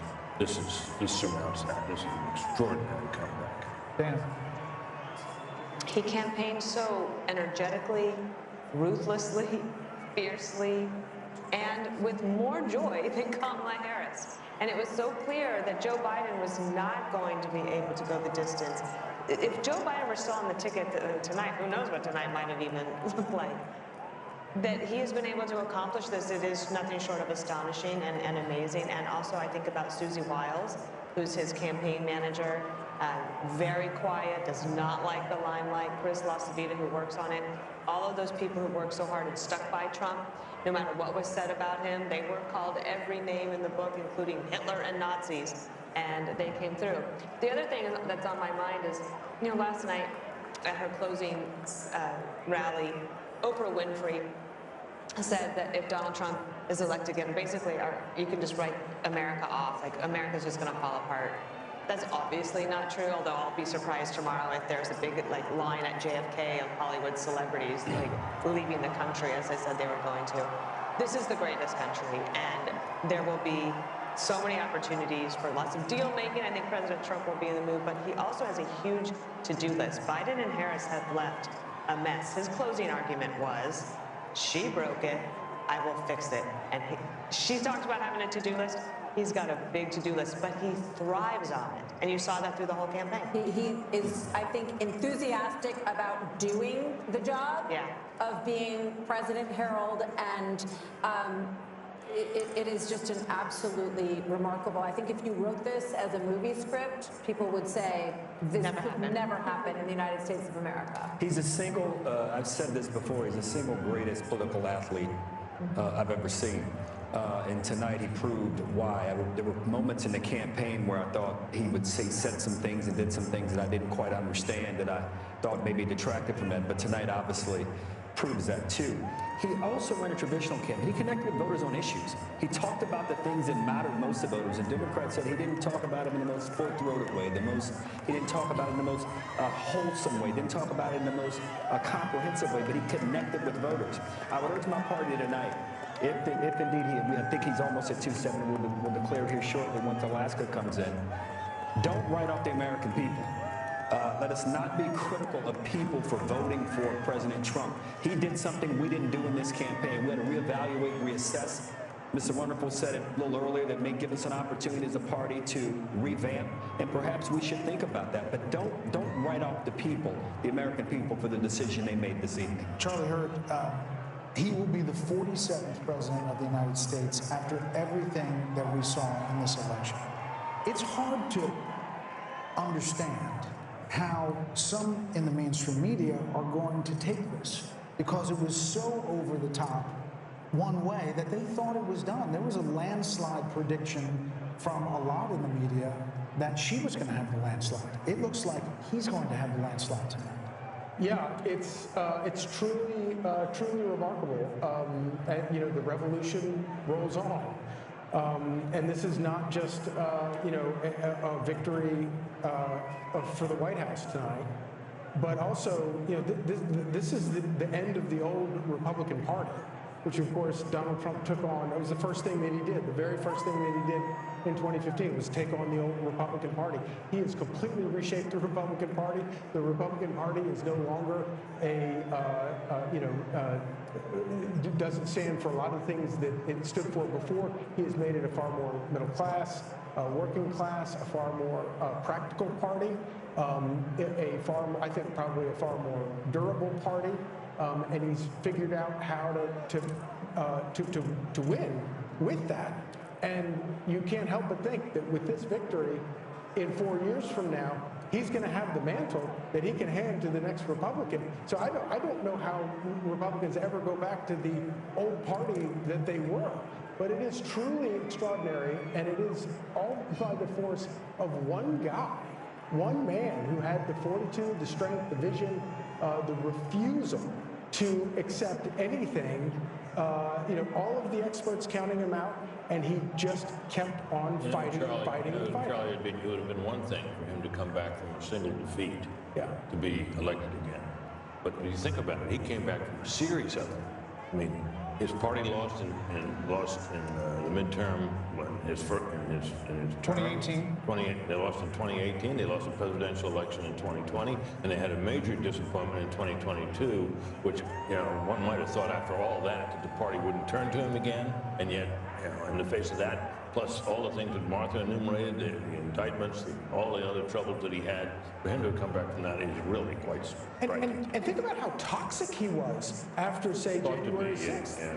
And then you're looking at races now in states where Donald Trump very well may drag Republicans, and he's overperforming in a lot of places fellow Republicans. It really does. I think there are parallels to 1980, Mark Penn. When you look at Jimmy Carter, we had hostages in Iran, we have hostages in Gaza right now, very high inflation and a malaise in many ways in the country that I think these people who have been called a lot of names have had enough of. What is your impression of what this means tonight? Well, I think this means a lot to a lot of people. I think the working class are looking for a renewal of American jobs. I think people are looking for a border that is sane and an immigration system that works. I think a lot of people over in the Middle East are looking for Iran to pull back in the face of a president whom they fear. And, you know, look, I think it's going to be incumbent on the Democratic Party to understand that the people have spoken, and to dissemble and dismantle this lawfare system that they have built up here, which is going to raise a whole series of questions that are going to have to be answered now. But they cannot say that they are better than Donald Trump and recreate a system that does not recognize that he won and the people have spoken, and he is going to be the 47th president. We haven't talked about foreign policy a lot, but imagine the Saudis, you know, making a normalization deal with Israel in the face of a new president here. Imagine I'm going there tomorrow night. Imagine a Ukraine deal that Donald Trump talks about. Kevin O'Leary, what is the market going to do in the wake of this? What's happened here is the system self-corrected. When you try and break the American model, it fixes itself. And I think people should give credit within the Democratic Party. Donald Trump saved them tonight too, because they're going to have to take a spatula to these policies and bring it back to the center over the next 4 years, and in a way reset. And we talked about this earlier, but he saved entrepreneurship. He saved the entire model of the S&P 500, because taxing 20% higher was a really bad idea, and it self-corrected. Capital, and this is why I'm getting on a plane tomorrow night. I intentionally didn't leave till tomorrow night so I could go to Geneva, go to Abu Dhabi, go to Riyadh, and say it's 21% corporate taxes, 100% not going to change. That is very important for people like me that bring capital back to this country. It fixed itself. It fixed itself. And I think that's why America works. It has worked for 200 years. When it gets too crazy, it fixes itself. And whether you love Trump or you hate him, every Democrat owes him a thank you very much, Mr. President. By the way, as the markets, the poly market and all these election markets were moving, Bitcoin went up exponentially. Yes, I'm long Bitcoin. Are you? So you're buying later. You know, speaking of Bitcoin, I'm also struck by just calling Pennsylvania here, Dana.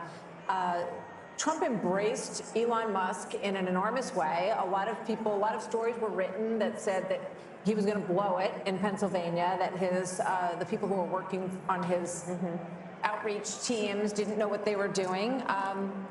He's going to And he got a lot of criticism. Remember the $1 million giveaway for registered voters? But for that. Selena Zito, who's somebody that we follow and we've had on the show many times, and she knows that area very well, she said the people of that region love somebody who is a big thinker, who wants to create jobs, who is like looking into the future, and they can get behind that. And they love somebody who can really lead. And leadership takes courage. And you have to be willing to make decisions where you are going to be criticized. I think this is one of the problems that Kamala Harris has always had. She doesn't want to take a position on anything. We haven't even talked about how in California, the law to basically make shoplifting illegal again passed overwhelmingly. And Gascon, our friend down, the DA in Los Angeles, lost by 22 votes. I mean, this is in California, so it was everywhere. And 2 days before, 22 points, thank you. She wouldn't even take a position on that. 75% of the people in California wanted it gone. You can't take a position to be with them. Not only that, you were part of Prop 47, which changed the law the other way when you were in office. So not wanting to take a position and not being willing to be criticized is a problem if you want to be a leader at that level. She had that affliction in 2020. Why didn't her own party say, you're not the right candidate? I mean, run a process. Well, they did. They ran her out of town right before any votes were cast in 2019. But the same affliction out of there. Hit her here. The same problem she had in 2020 hit her in 2024. She's the same person. I mean, it's not all her fault. They put her in a race that she, well, we now know couldn't win. But Karen, in fairness to Democrats, there's no doubt. I agree with you on unrealized capital gains. We shouldn't be taxing that. But we produce more wealth, more innovation, more oil, more cures, more therapeutics over the last 3 years.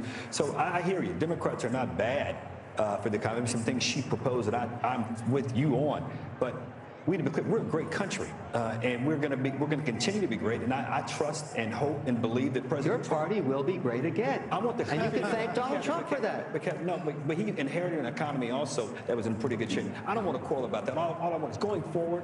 I agree with you. I want the country to be great, and I hope that both of the parties can work together to try and do that. And I salute President Trump tonight. What a great win, and I agree with you in this regard. My party's got to reimagine and reinvent itself going forward. Listen, I wrote about this, the unity and you did. Past presidents and past losers and winners and what they said. This is a big speech, Britt, for former President Trump. As he gets ready to deliver this in front of a crowd, he's obviously taken the slings and arrows and everything that's been said, the fascism, all of the things we talked about tonight. But this moment is actually a moment to reach out. It's an opportunity if he chooses to do that, but it's also 1:30 in the morning.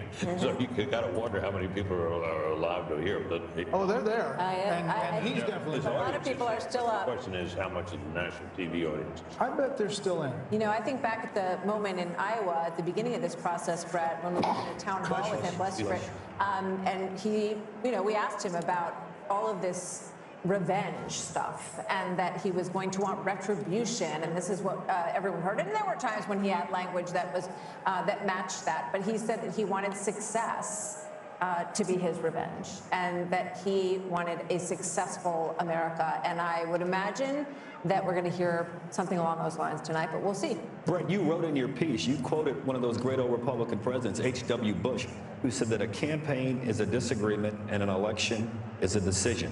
And decisions clear the way for harmony and peace. You know, listen, there are a lot of Thanksgiving tables that people are still going to have hard feelings after this election, more than any other election. I have one of them. And if you passing the Brussels sprouts is not going to be as easy Thanksgiving Day, but this is a chance to move forward. Brett, go ahead. Well, I was just going to say that one thing that can happen here, and it happened to Biden, in my view. Biden was elected. We had every reason to believe that he would be this sort of moderate deal-making guy that he'd been when he was in the Senate. Yes, he's always followed sort of the drift of his party, but you know, he'd worked across the aisle with many senators, had Republican friends and so on. We thought that would probably be the kind of president he was. And then something happened. Trump went to Georgia and made a mess of that Senate, those two Senate races down there.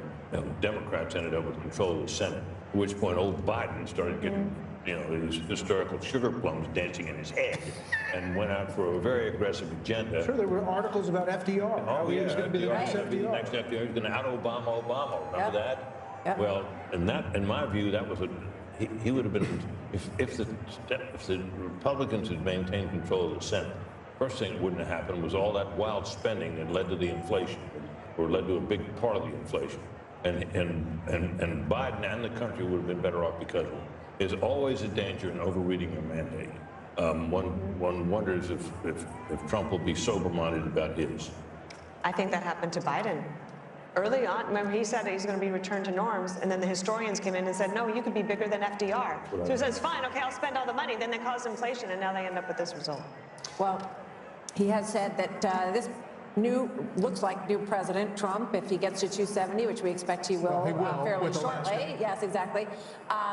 Has a moment to bring about the unity that people expected after the last election.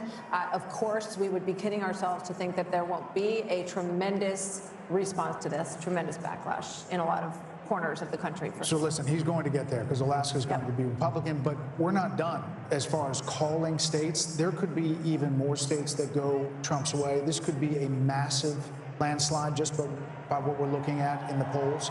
Fox News Decision Desk count now project, though, Vice President Harris will win Minnesota, and her running mate Tim Walz serves as the state's governor there. That takes it up to 267 to 226. But again, Donald J. Trump will be the 47th president of the United States. More Democracy 24 special coverage next.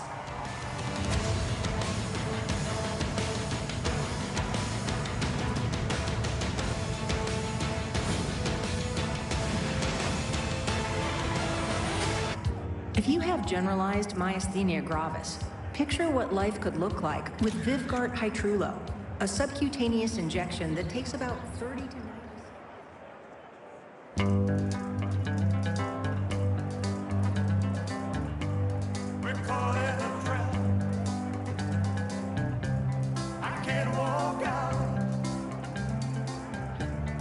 Because I love you too much, baby.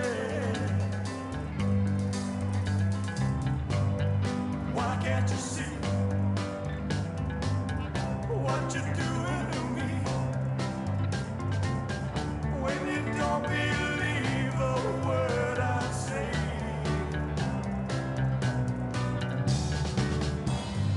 We can't go on together with suspicious minds.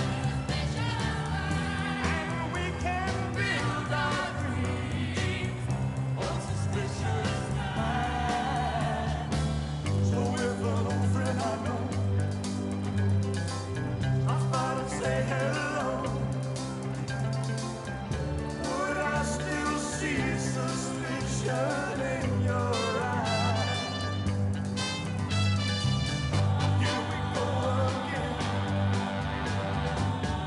asking where I've been. You can't see the tears I feel I'm crying. We can't go on together with suspicious minds.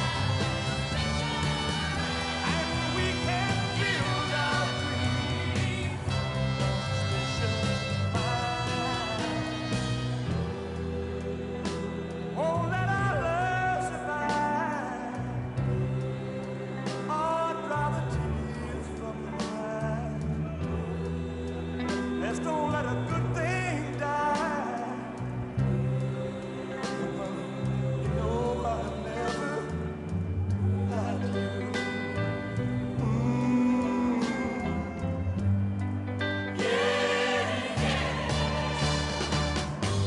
We're caught in a trap. I can't walk out because I And they are about to explode at Trump headquarters in West Palm Beach. You see thousands of people waiting, and we are about to hear from the next president of the United States. He will be 45 and 47, and we're waiting for him to join the room. We'll take you there, obviously, as soon as that gets underway. In the meantime, Grady Trimble is in Michigan. Let's get a quick update just outside of Detroit. Hi, Grady. Hey, Martha. Yeah, people were getting a little bit tired here, but then the call for Pennsylvania was like a jolt of electricity through this room at the Michigan GOP watch party, and the crowd started chanting USA. They started chanting Trump, Trump, Trump, as it now appears he will be the 47th president of the United States. Now, in addition to Trump and the call for him in Pennsylvania, they're also excited about the possibility that Michigan could be the state that tips him over that magic 270 number.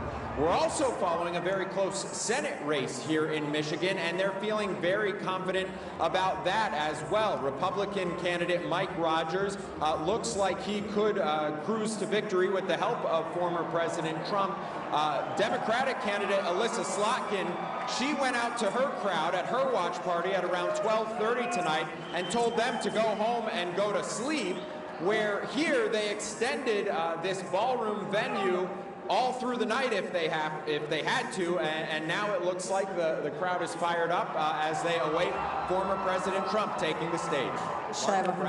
Okay, Grady, thank you. It is really important to point out how big the coattails could be tonight. Think about Bernie Moreno in Ohio. It's not dead in the water against Sherrod Brown. He wins. We have right now at this hour, as Grady mentioned, Mike Rogers in Michigan is up. Looks like he is getting closer. We haven't made a call there yet. Hovde in Wisconsin, leading right now. Sam Brown in Nevada is closing in on Jackie Rosen. We're talking about historic numbers here. If all of these dominoes fall, you're talking about a Senate that could be 54-46, 55-45. That wasn't in the cards. That wasn't on anybody's bingo card when you came into election night.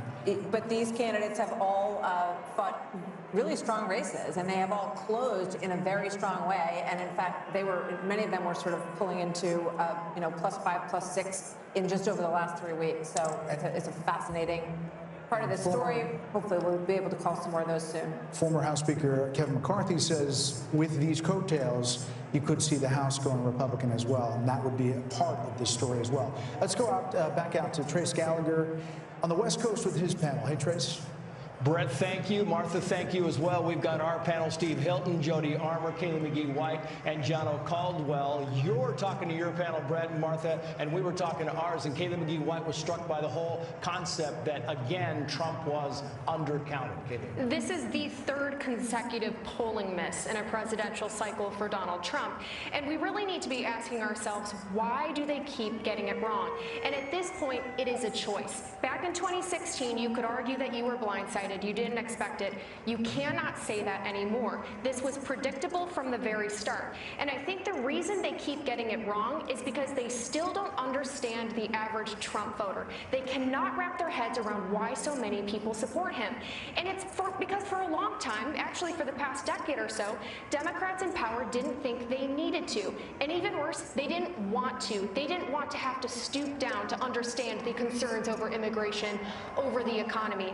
And guess what? The American people sent a very clear message tonight that you better start paying attention, and you better start paying attention soon. We heard a lot of words, demographic. I don't know how many times we heard it, Steve Hilton, but Gianni, you talk about black voters, black male voters especially. We heard it again and again tonight, and you think it's worth talking about. I think this is a historic night. Black men will now, those who voted for Trump will be counted as those who helped save America from further decline. I mean, Kamala Harris has tried her best to create these accents like, you better thank a union member, all of these things that she's done to try to appeal to this community, even going on Oprah Winfrey's talk show or whatever that was to say, oh, I'll pull out my gun and shoot someone that tries to come into my house. I mean, this has become nonsensical to the point that I don't know if we're looking at Medea runs for president or not. I mean, this is outstanding what has happened from the black male perspective, and I hope the Republican Party takes note. Yeah, and you talk about young males and younger voters, Jody Armour. You're a law professor at the University of Southern California.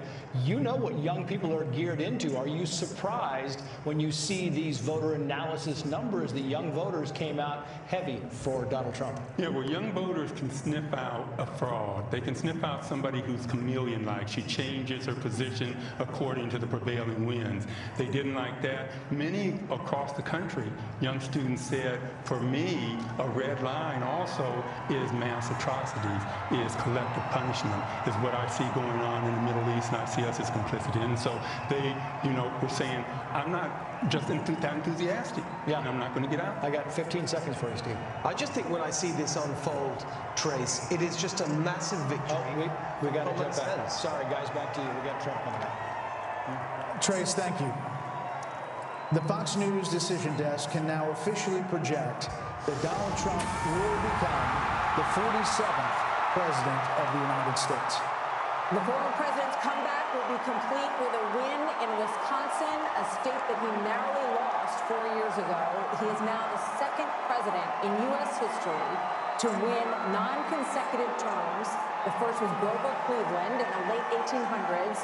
Senator J.D. Vance will become the 50th vice president of the United States. Voters expressed deep frustration with the Biden administration, and former President Trump and the future President Trump overperformed in urban areas, particularly with men, proving that the strategy that they doubled and tripled down on over the course of the last few months absolutely succeeded and brought him back to the White House. 47th president of the United States. Former President Trump now defeats Vice President Kamala Harris, who entered this race just over 100 days ago.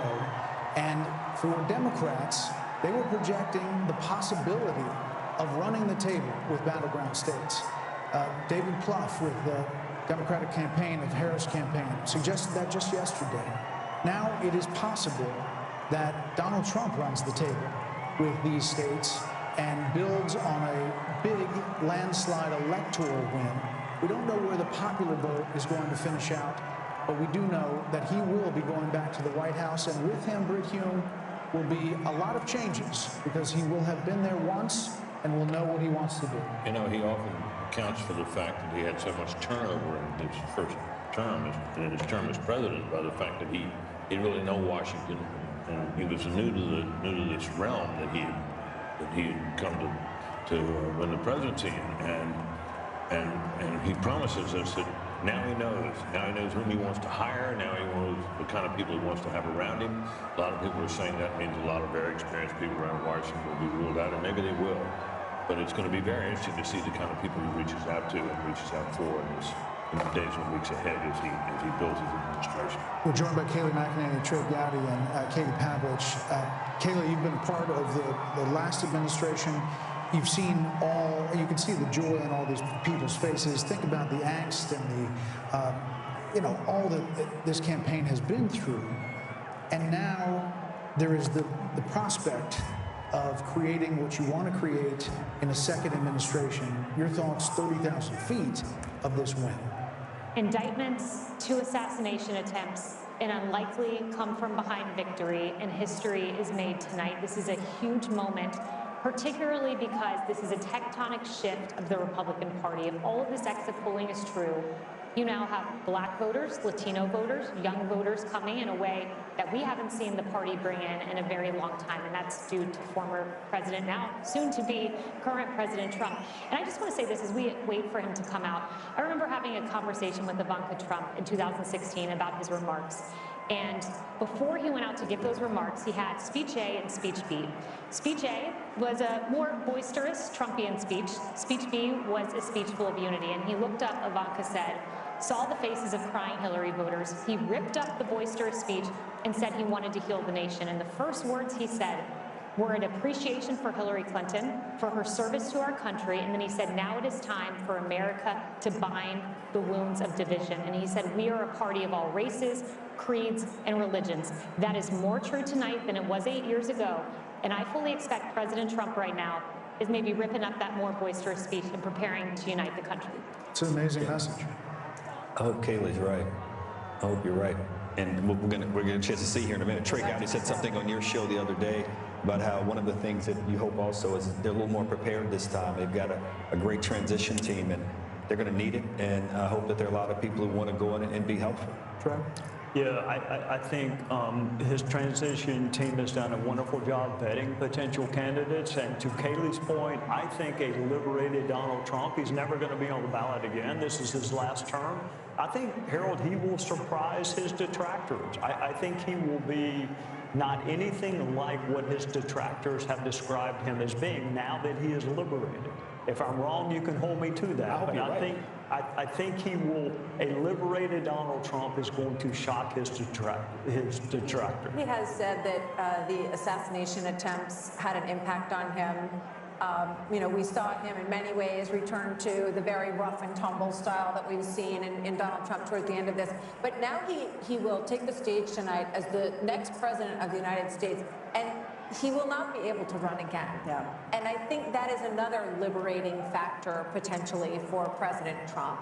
Katie. We'll never underestimate the power of unfinished business. This is a president who has caught lightning in a bottle twice, and the second time around, he now has a MAGA mandate. He will have a Senate that he can use to push through his cabinet appointees, who can work with him on legislation, who could potentially replace a number of justices on the Supreme Court. He could build a wall. He could build a wall. He has a working group in Washington, D.C. We'll see what happens with the House, but he also has been working very hard on his transition, get the right people around him. He talks about the lessons he's learned about the first time in the White House. So this is a mandate tonight for him, and I think he should get a lot of credit for doing the work on the ground, going to these states to pull these Senate candidates across the line with him. What do you think the analysis is going to be? There's going to be a lot of time to digest all of this. We're focused now on what the incoming president is going to say. What do you think the analysis is going to be on the Democratic Party and what went wrong? I think it's going to be agonizing. I think it's going to take a little while for consensus to form about what the party needs to do next, or what it did wrong this time. It'll be grudging at first. One can certainly imagine that if the party were smart and shrewd political voices were heeded, that there'd be some major changes in their agenda and their approach in this. And you think of the issue sets that they've tried to run on against this man, that failed. They need to reconsider all of that, and I think it'll take a while. Now, our colleague and friend Mark Halperin, who's been very astute this particular cycle, he thinks there's going to be blood in the streets and people are going to be hysterical. I hope not, but it could happen. Dana?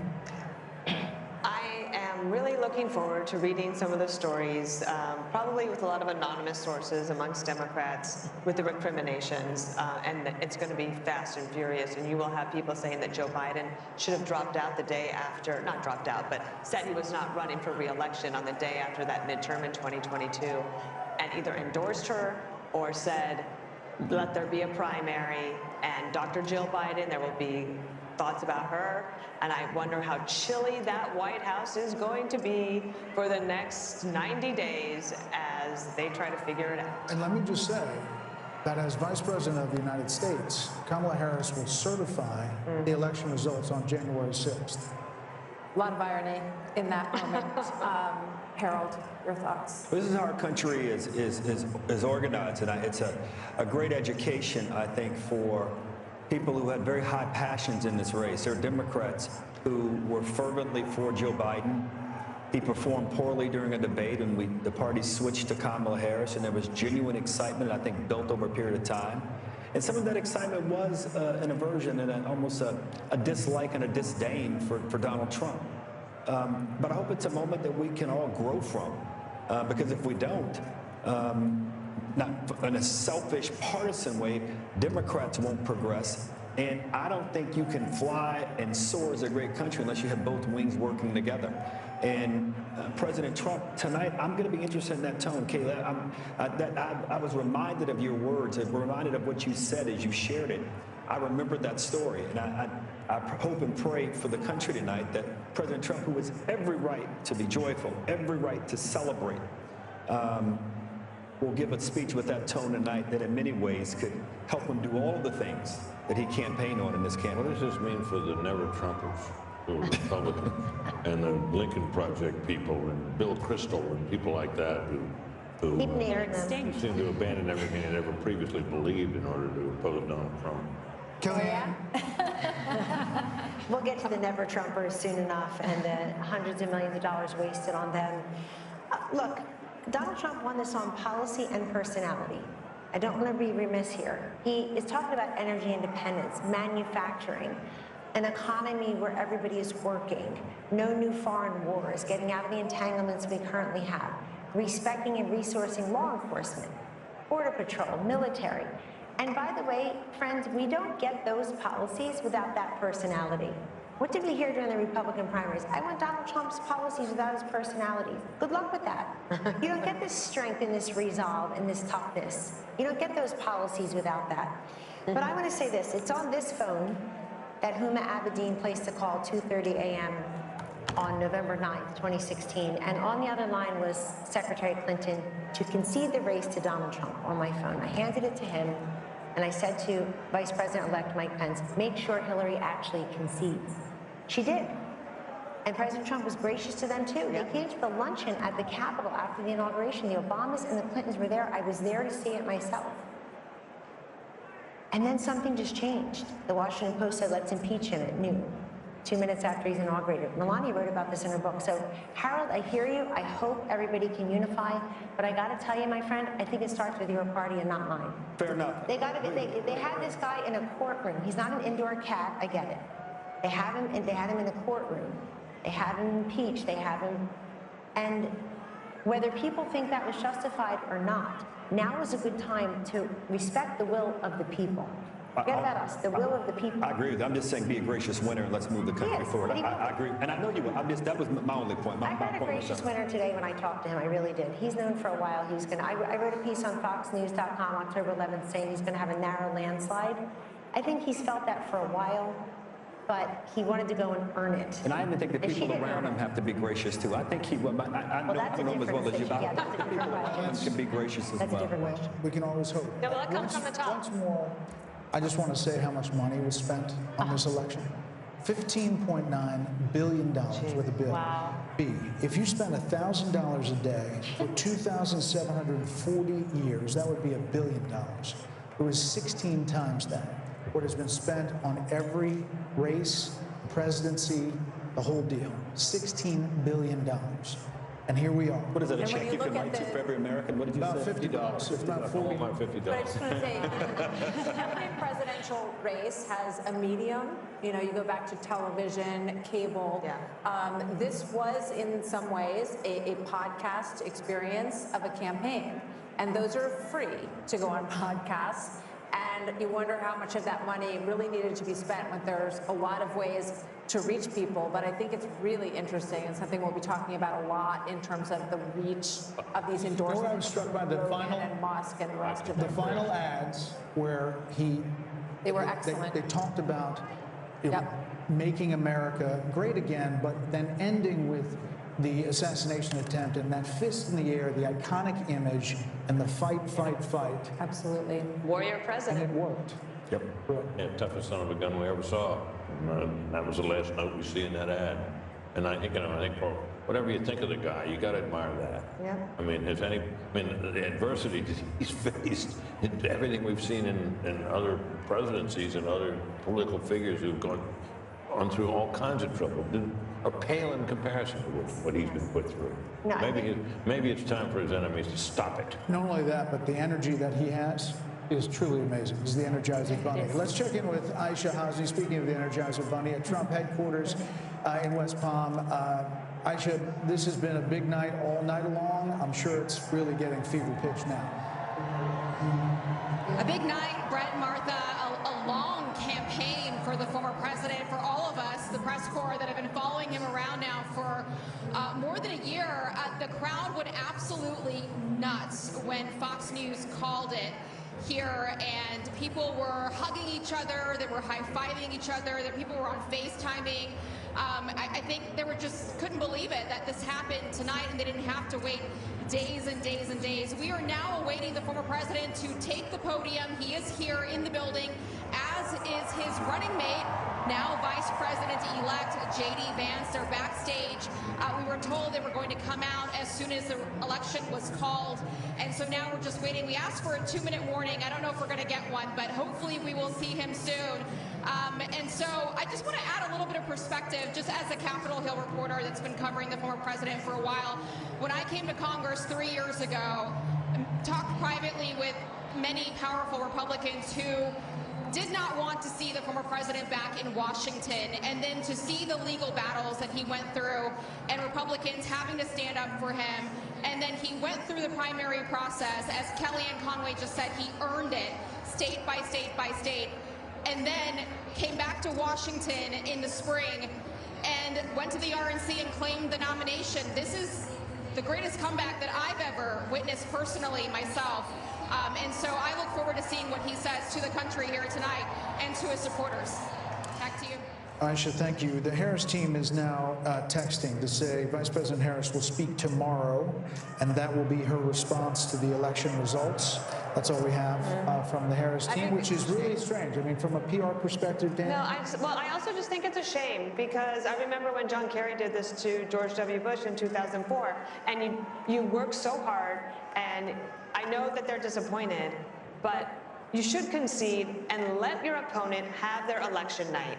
And let everybody that's there at Trump, at Mar-a-Lago, where are they? They're in Palm Beach. They're in West Palm, at the convention center. At the convention center, let them have their moment without anyone.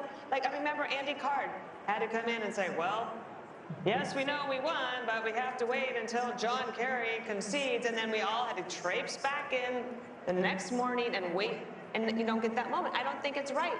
And that's not to say there's not going to be a phone call. There could be a phone call tonight, but she's not going to speak public.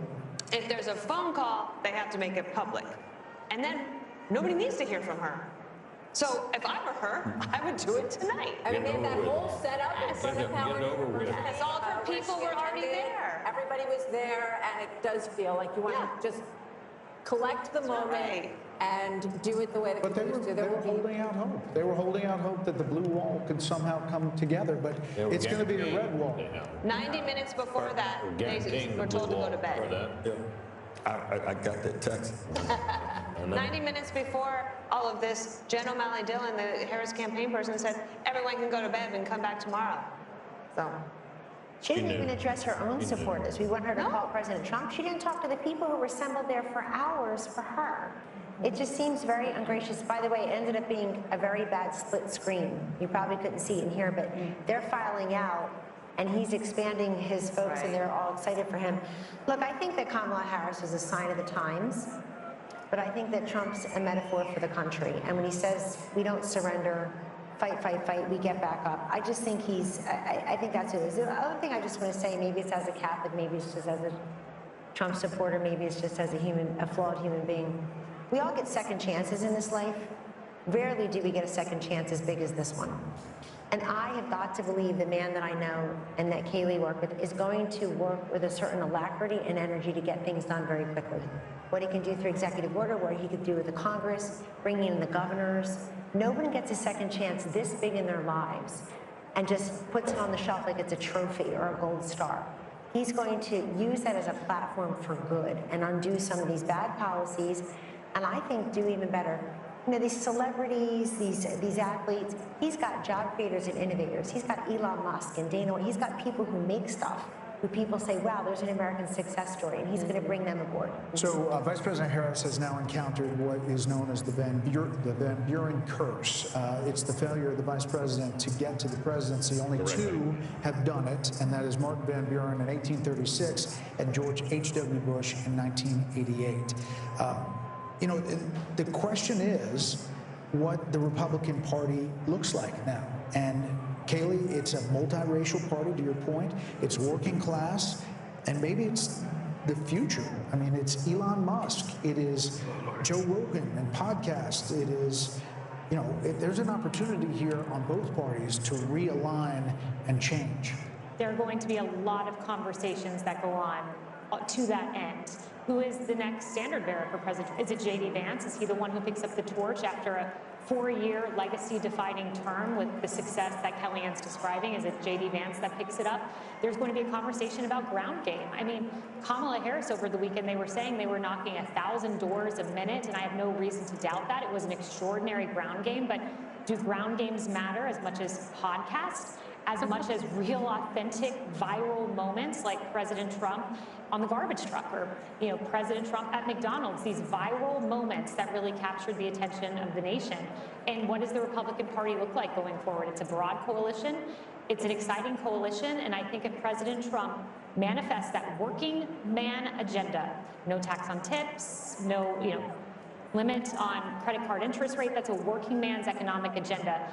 And if he makes that happen in 4 years, this party may look like this for quite some time. You know, I'm struck when you're talking about the authenticity part of this, because when I think about him with the French fries at McDonald's and standing up with blood on his face, fight, fight, fight. You can't fabricate. No, consultant can create those moments, Trey. Those are organic and they are authentic. And I think that that is something that Kamala Harris fell really far short on in terms of the authenticity measure. Yeah, if you had told me that a billionaire from New York would be able to connect with middle America, I would have questioned that. To my friend, the gentleman from Tennessee, autopsies are painful, especially when the patient's still alive. I wonder what the Democrat Party is going to go through in the next weeks and months, because this was a loss that I don't think anyone saw coming, not to this magnitude. So what does the autopsy look like if you're a Democrat? It's painful, but you have to have one.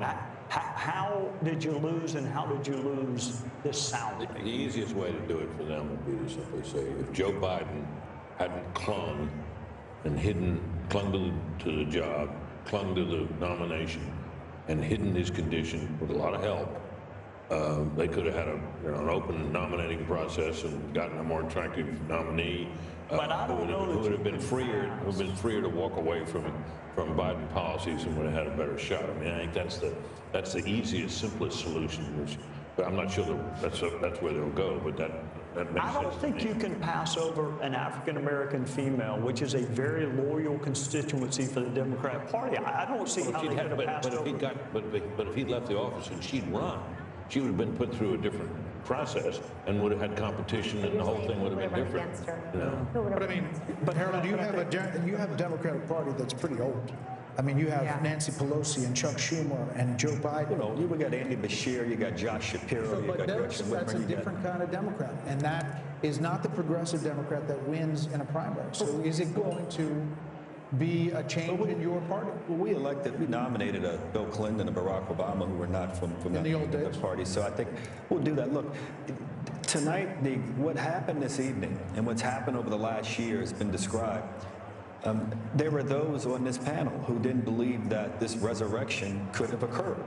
So if this can happen, things are possible in politics if you're willing to change and willing to have courage and determination. And whatever Democrats or anybody want to say about this guy who's been elected our president, he personifies that courage and determination and persistence. So I think, Trey, you were asking a serious question, and Britt gave a very serious answer. I think that's going to be part of the answer. And we've got to look long and hard about whether or not the way we campaign sometimes with identity politics, then at the end, is that the right way to do it? But before you get there, you got to get a purpose and a message. And we'll get there. And we've got a long history of figuring these things out as a nation, as a party, and we'll figure it out this time. So the carnage speech got a lot of attention at the inauguration. Do we think that this speech, I was going way back. we're actually told that the teleprompters have been removed from the stage, so we could be in for a long haul here. We don't know. But what do you think? You know, he's coming, but there may not be. I'm saying he goes off the teleprompter anyway. But he, the other night at the Al Smith dinner, he was upset that there were teleprompters, because he doesn't want to use them. Right. So, Dana, what does this speech look like? This one right now? Yeah. I think look, I don't know. He's one of the most unpredictable people, too. So I think that's why we're all here, and I'm wide awake, and I've been awake for almost 24 hours now. And I am curious to see. I think I wasn't just thinking about this speech. I'm thinking about the inauguration speech, which would be 8 years since Carnage speech. He has a wide range of the types of speeches that he can give. If you think even within a speech, there's range. If you think about the RNC convention, it started off with like, oh, wow, yeah. And then after a while, it was like, wow, he's still talking. It was like so long, and it kind of got off script, and people thought, oh, he kind of lost opportunity. But he didn't. I think if you look at these people who would take off work, drive somewhere in the middle of the night to go and get in line to wait for hours, to then stay at a rally for hours, and part of the things he has done as well is created this camaraderie amongst people so that you could go to a place where you're not afraid to wear your red MAGA hat, and you could say, I'm not the crazy one. I'm not the only one who thinks the way that I do. I can actually have friends, and that doesn't mean that there shouldn't be outreach to the other side. I believe in love thy neighbor. I love all of that. But he has created something special here, so I kind of want him to take a victory lap tonight. I don't think this is necessarily the moment for unity, especially when she won't even concede and give him the night to celebrate. Yeah. Kellyanne, you were looking at the popular vote. He's still up, and could finish up. And part of it is because he did run up the totals in places I was looking at, even the rural counties in Pennsylvania. He was going to win them by significant double digits, but he won them that much more. I think running up the totals in Florida, which was a swing state not that long ago, over 1.1 million votes or so. Haley, right, your home state. And this is, look, I think that when the Democrats take a look at this candidacy, it's not going to be that she had too much time, not enough time. She's just a flawed candidate. She doesn't speak well. She doesn't work hard. I'm not being mean or partisan. I don't know why the country would have rewarded this candidate with the big job when she couldn't make the case what she does as vice president that affects our lives in a positive way. She was given that opportunity. I personally would like to thank the women of The View tonight for asking this question, for having her on. Oprah, we see you, and so on and so forth. People who thought they were doing her a favor because they made her something she's not. It's the opposite for Trump. They make him something he's not. Take that one word, take that one line, take that cherry pick this, that, the other. You never get the essence. I go back, does everybody remember 5 years ago, so Laurel and Yanny, or what color dress? You hear Laurel, I hear Yanny. You see a blue dress, I see yellow dress. We were all looking at the same thing. That's the way Donald Trump is in this country. There are people who look exactly the same person, and they see two different vistas. I think it's time that we try to see one. Look, I don't know who said it earlier. I'm a little worried about the reaction of the Democrats and the common people here. I'm very worried. I think that there are a lot of unhinged people across the political spectrum, and we gave very little quarter to how many anti-Kamala voters are out there. I don't want to hear the words racism and sexism. It's eyesight and hearing. We were listening and watching her. And I'm very worried that we've not talked a lot about how violent people may be and angry because she lost. Right. I'm afraid of that. Right. I mean, I can just imagine thinking about The View, and a week or so ago, they were saying, you know, what is wrong with someone who would vote for him? Michelle Obama. And Joe Scarborough saying, you know, we weren't raised like this. Who raised these people? So I can only imagine what tomorrow is going to look like. You know, I will say when we talk about The View, you know, what comes to mind is we mentioned the carnage speech that President Trump gave at his inauguration. And my mind automatically went to the unity speech that Biden gave, and he mentioned unity a half dozen times. But when you think about what we got over 4 years, there was the garbage comment that didn't come in isolation. There were all kinds of comments. Neanderthal was one of the first words he used to describe those who opposed his COVID edicts. The Mark Cuban comment, he was an official surrogate of the Kamala campaign. And for, you know, as mean as some of President Donald Trump's tweets have been and people have problems with it, one thing I've challenged Democrats to find is one example of him disparaging the country, half of the country, and that's something he has not done. And so I expect you'll hear a unifying tone, and I expect you're going to see a very successful presidency, and one untethered maybe from some of the things that were holding him back. What comes to mind is an Oval Office meeting that we had where Dr. Fauci was urging him not to open the country. And I watched President Trump fight vociferously, saying people are losing their jobs. We must open the country. He wanted to do it sooner than he did. I think a Donald Trump who goes with his instincts is going to be a Trump that ultimately leads a very successful country in second term.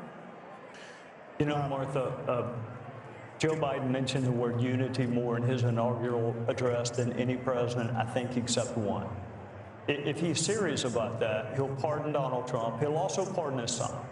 And then he'll put pressure on Georgia and New York to end this lawfare. If there is any silver lining tonight, it is that lawfare actually helps the person that you are trying to go after. We need a justice system. The lady needs to wear a blindfold for a reason. We got to stop this prosecution of our political enemies. I mean, literally, his He polls will went up. be the Attorney General. Absolutely. We need a really solid Attorney General. John Ratcliffe. You can do it. Sorry, John. Sorry, John. I apologize. Sorry. There will be a lot of talk about cabinet members, Treasury Secretary, Secretary of State, Secretary of Defense. You've got Tom Cotton, Mike Pompeo. You have. Well, you also have a Republican bench. And sometimes, like you were saying, that the Democratic Party is quite old right now. There's not a great bench, although there are some, and especially, but when you take governors out of states, then you leave a hole, and then you have to build up that bench back up. But the Republican bench is pretty strong right now. There you see Doug Burgum and Vivek Ramaswamy, Steve Wynn, his lovely wife Andrea. So people are there waiting for the former president. Britt would like to know where he is. He's watching us. Can we say tonight, though, Harold, that the melting pot still works? That Hispanics, Black Americans, working class Americans, you know, standing up, asking what their government is going to do, asking their government to see them and their concerns, that it works, that this is American democracy in our republic. The process works. I think as we get a final account of the numbers and the coalition that President Trump won with this time, I think it'll be one that will be for the history books. President Bush, I think, got 40+% of the Hispanic vote. George Bush, W. Bush, and it looks like President, at least the preliminary numbers suggest that. But as much as we talk about the unconventional aspect of this was conventional also. People believed him. He resonated with voters. He resonated with communities, rural communities, urban communities, suburban communities across the country. And I congratulate him tonight. I didn't want him to win, but I congratulate him on his victory and wish him the best for my country. And I can only hope that the concerns that are articulated by my dear friend Kellyanne that they're not realized. I hope that my party and my friends, and for that matter, Republicans alike, that we're all able, once we get past the moment here, the 24 hours of excitement and joy and celebration, to understand that what we're really celebrating is the greatest experiment to have ever come to existence. It will celebrate 250 years of its own existence in 2026. So those are my thoughts, brother. I'm struck by the issue that of abortion, because it was talked about so much, and it was presented as if, you know, you're a woman and you are not going to support her, then you know, hate all women. They said that husbands, you know, were hateful towards their wives and the women in their lives if they didn't support this candidate. And I think it just goes to show that that kind of, you know, manipulating, it doesn't win. And narrow casting us based on our gender. I think Kamala Harris was talking to us from the waist down, and I think Donald Trump was talking to us from the waist up as well. That's where my eyes, my ears, my heart, my brain, and my big mouth are. So, I mean, you got to talk to the woman in full. It's as if she doesn't know anything about the economy, or she doesn't care about what's going on in Ukraine or Israel or with Iran, or can't do the math on her grocery bill. It's an insult. Of course people care, but we care about many things. Just as we are not monolithic in life, we're not monolithic thinkers politically. But you know, Martha, something else happened. They put these ballot initiatives on to try to gin up turnout for the Democrat. And they did that, and it kind of backfired. Look at this popular vote. And it backfired. The other thing is, if you've got 10 abortion ballot initiatives, you can vote your conscience on abortion, and you can vote separately or similarly for president. The presidential race was not a proxy for your position on abortion. By the way, somebody sent me the statistics. Over $500 million spent on ads about abortion. $500 million in this country out of the $16 billion Brett is talking about. $37 million for pro-lifers. The rest was the pro-choicers. I mean, it's just insane amount of money. So we've spent a lot of time talking about markets tonight and the betting markets. Trey, at this point, it's at about 66% that Republicans hold on to the House as they're ticking down the possibilities, and they look at these coattails with not only the popular vote, but what could be and is shaping up to be an electoral college landslide. Should he control the White House, the Senate, and the House, like he did at the beginning in 2016, the possibilities open to a lot of things.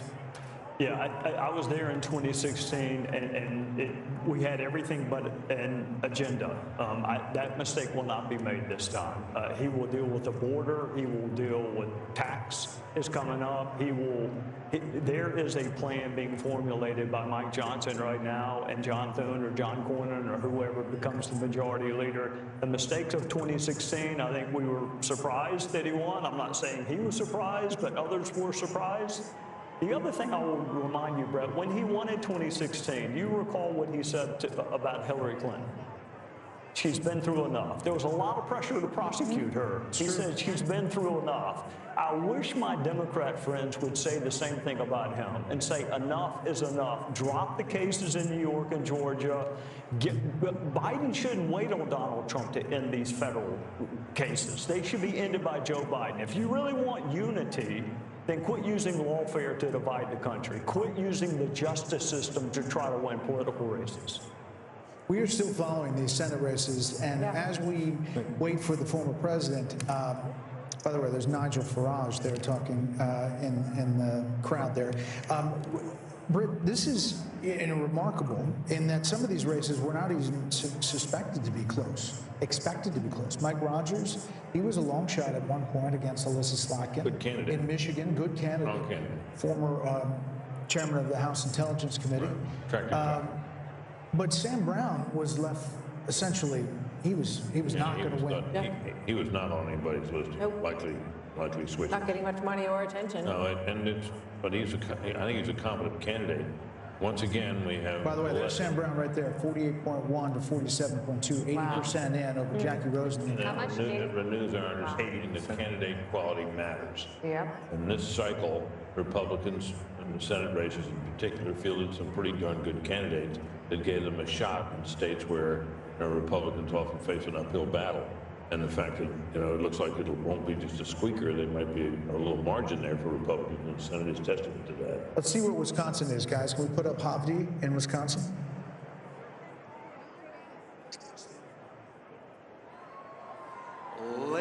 gentlemen, please welcome President-elect Donald J. Trump, First Lady Melania Trump, and the Trump family, accompanied by Vice President-elect J.D. Vance, Second Lady Usha Vance, along with friends and campaign staff. And I'm proud to be an American, where at least I know I'm free. And I won't forget the men who died, who gave that right to me. And I gladly stand up next to you and defend her still today. 'Cause there ain't no doubt I love this land. God bless the USA.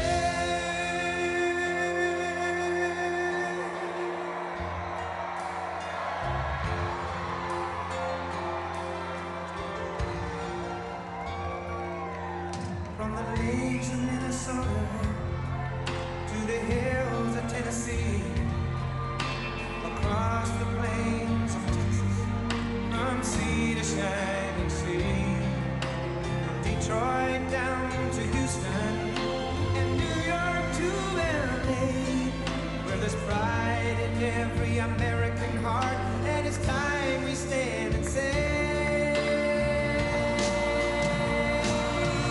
that I'm proud to be an American, where at least I know I'm free, and I won't forget the men who died, who gave that right to me, and I gladly stand up next to you and defend her still today. 'Cause there ain't no doubt I love this land. God bless the USA.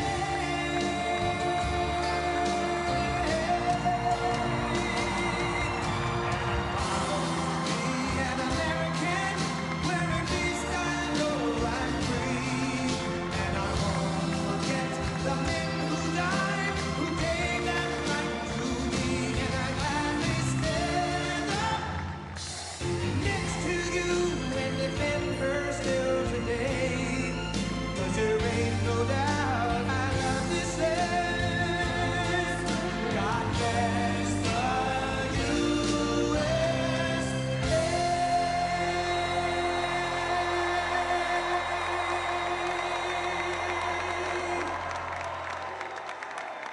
Thank you very much. Wow.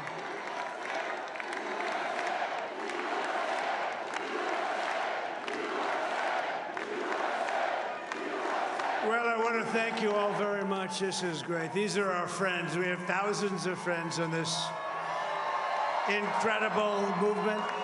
This was a movement like nobody's ever seen before. And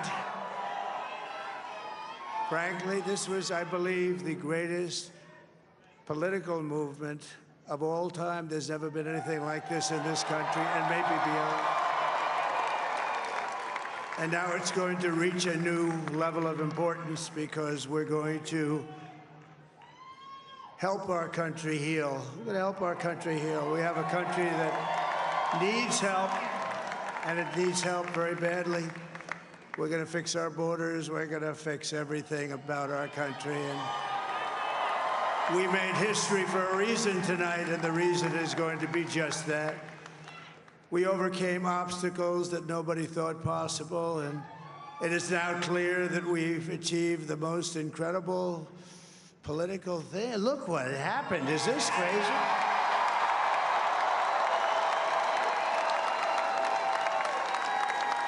But it's a political victory that our country has never seen before, nothing like this. I want to thank the American people for the extraordinary honor of being elected your 47th president and your 45th president. And every citizen, I will fight for you, for your family, and your future. Every single day, I will be fighting for you, and with every breath in my body, I will not rest until we have delivered the strong, safe, and prosperous America that our children deserve and that you deserve. This will truly be the golden age of America. That's what we have to have. This is a magnificent victory for the American people that will allow us to make America great again. And in addition to having won the battleground states of North Carolina, I love these places, Georgia, Pennsylvania, and Wisconsin, we are now winning in Michigan, Arizona, Nevada, and Alaska, which would result in us carrying at least 315 electoral votes, but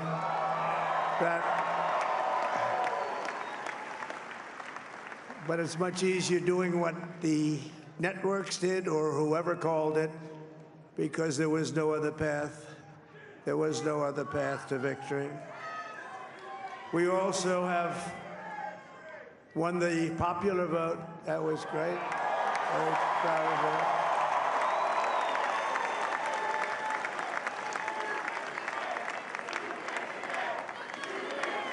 Thank you.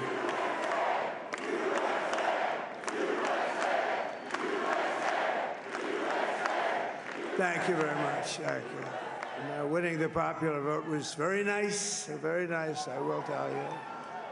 It's a great feeling of love. We have a great feeling of love in this very large room with unbelievable people standing by my side. These people have been incredible. They've made the journey with me, and we're going to make you very happy. We're going to make you very proud of your vote. I hope that you're going to be looking back someday and say that was one of the truly important moments of my life when I voted for this group of people beyond the president, this group of great people. America has given us an unprecedented and powerful mandate. We have taken back control of the Senate. Wow, that's good. And the Senate races in Montana, Nevada, Texas, Ohio, Michigan, Wisconsin, the great Commonwealth of Pennsylvania, were all won by the MAGA movement. They helped so much.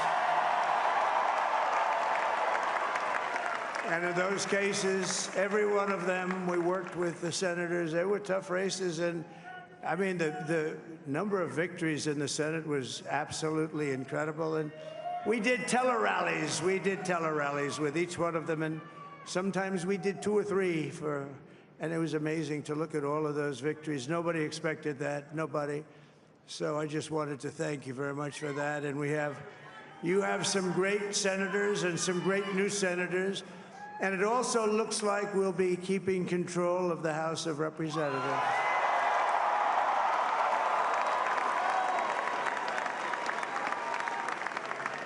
And I want to thank Mike Johnson. I think he's doing a terrific job, terrific job.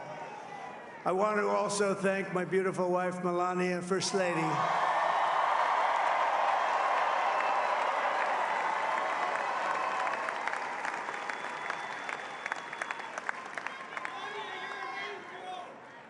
Who has the #1 best-selling book in the country. Can you believe that?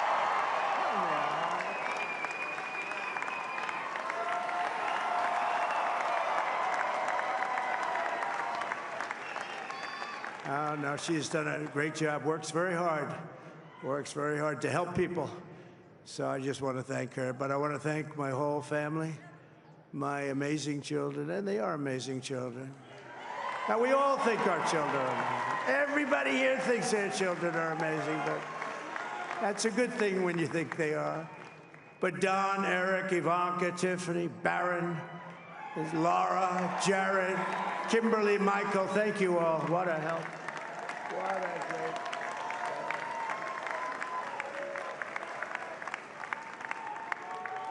My father-in-law, Victor, is tremendous, and we miss very much Melania's mother, Amalia. We miss Amalia, don't we, huh? She would be very happy right now, standing on this stage. She'd be so proud. She was a great woman, that one. Beautiful inside and out.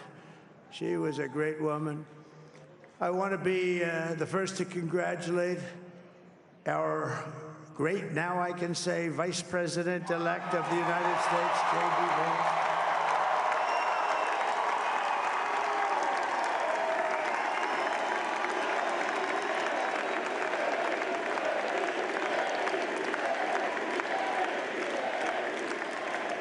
And his absolutely remarkable and beautiful wife, Usha Vance.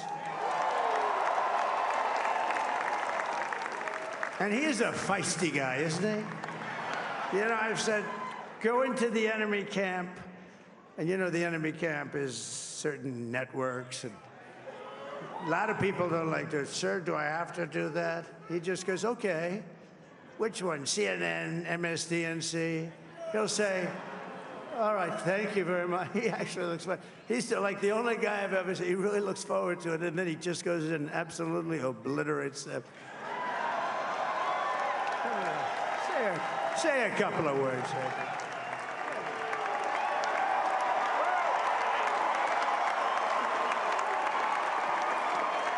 Wow.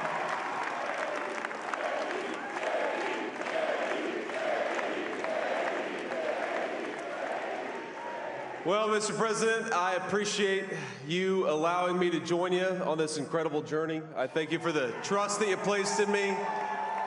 And I think that we just witnessed the greatest political comeback in the history of the United States of America.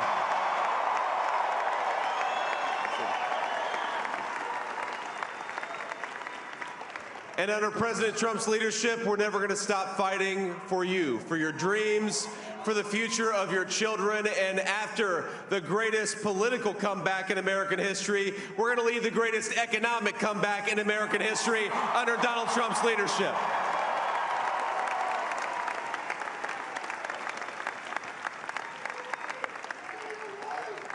Thank you very much. He's turned out to be a good choice.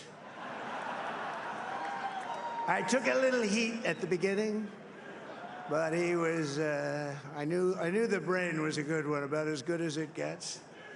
And we love the family, and we're going to have a great 4 years, and we're going to turn our country around, make it something very special. It lost that little thing called special. We have to make it so. We're going to make this so great. It's the greatest country and potentially the greatest country in the world by far. And right now, we're going to just work very hard to get all of that back. We're going to make it the best it's ever been. We can do that. If we had to wait longer, I don't know. It was going bad, and it was going bad fast. We're going to have to seal up those borders, and we're going to have to let people come into our country. We want people to come back in, but we have to let them come back in, but they have to come in legally. They have to come in legally. Let me also express my tremendous appreciation for Susie and Chris, the job you did. Susie, come here. Come here, Susie. Chris, come here, Chris. Susie likes to stay sort of in the back, let me tell you. The Ice Maiden, we call her the Ice Maiden. Come here, Chris. Come here, Chris. Susie likes to stay in the background. She's not in the background. Come here, Susie.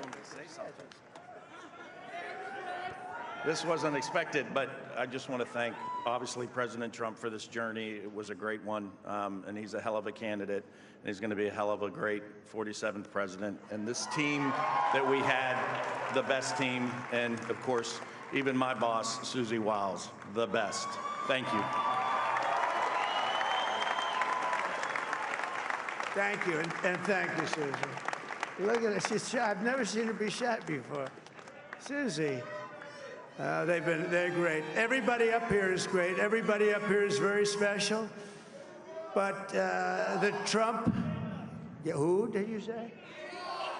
Oh, let me tell you, we have a new star. A star is born, Elon. Now he is. Now he's an amazing guy. We were sitting together tonight. You know, he spent 2 weeks in Philadelphia and different parts of Pennsylvania, campaigning. You know, he sent the rocket up 2 weeks ago, and I saw that rocket, and I saw it coming down. I saw it. It was, when it left, it was beautiful, shiny white. When it came down, it didn't look so pretty. It was going 10,000 miles an hour, and it was burning like hell. I said, what happened to your paint job? He said, we've never made a paint that could withstand that kind of heat. And, but I saw it come down and turn around. And it was, you know, it's like 22 stories tall, by the way. It looks a little smaller than that, but it's big. And it came down, and you saw that fire burning.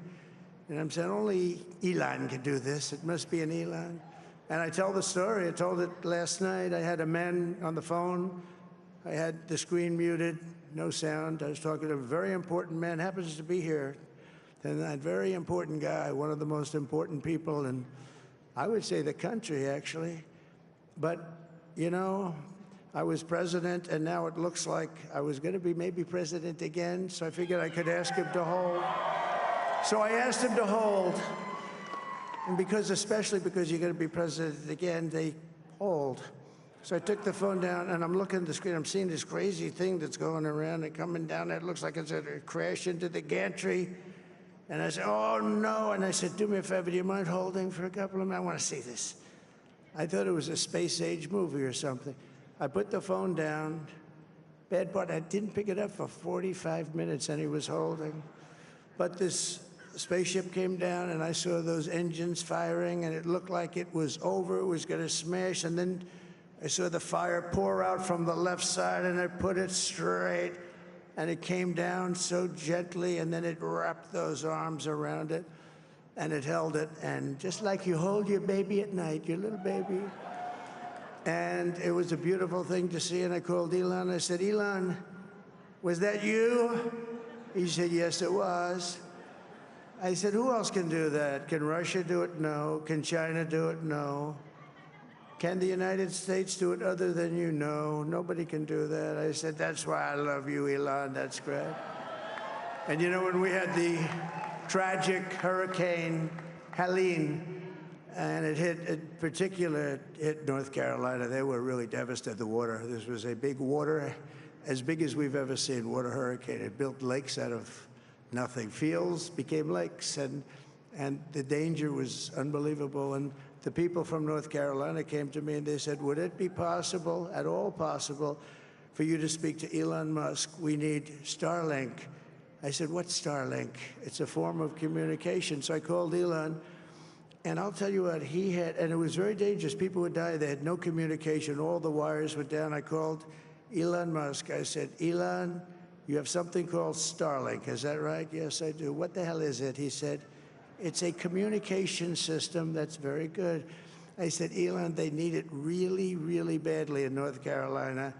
Can you get it? He had that there so fast. It was incredible. So, and it was great. It saved a lot of lives. He saved a lot of lives. But he's a character. He's a special guy. He's a super genius. We have to protect our geniuses. We don't have that many of them. We have to protect our super geniuses. I want to thank some of the guys. You know, we have up here today the U.S. Open champion. He's a fantastic golfer. He's slightly longer than me. Hits the ball a little bit longer than me. Just a little bit. Bryson DeChambeau is up here someplace. What happened to Bryson? Where is he? Bryson. Oh, he was shot. He's hitting balls.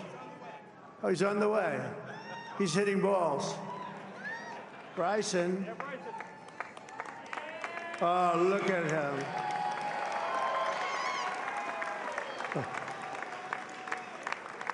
He had a great, got a great career going.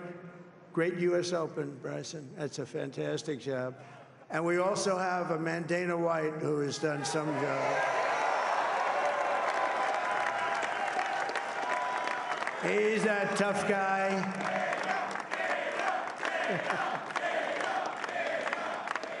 So Dana started UFC and came to me, do you mind if I use your, nobody wanted to give him Marines because they said it's a rough sport, a little rough. And I helped him out a little bit, and I went, and they said, this is the roughest sport I've ever seen, but I began to like it, and he loved it, and nobody's done a better job in sports. And you know, he's a very motivational kind of a guy, what he does. He gets these fighters, and they really go at it. And it's become one of the most successful sports enterprises anywhere at any time. It's doing so well. I'd like to ask Dana just to say a couple of words, because people love to hear from him. Dana, please.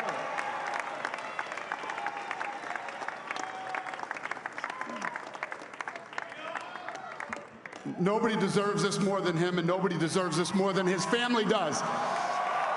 This is what happens when the machine comes after you. What you've seen over the last several years, this is what it looks like. Couldn't stop him. He keeps going forward. He doesn't quit. He's the most resilient, hard-working man I've ever met in my life. His family are incredible people. This is karma, ladies and gentlemen. He deserves this. They deserve it as a family. I want to thank some people real quick. I want to thank the Nelk boys, Aiden Ross, Theo Vaughn, Bussin' with the boys, and last but not least, the mighty and powerful Joe Rogan. And thank you, America. Thank you. Have a good night.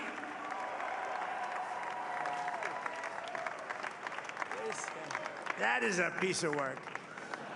No, he's really an amazing guy. But most of all, I want to thank the millions of hardworking Americans across the nation who have always been the heart and soul of this really great movement.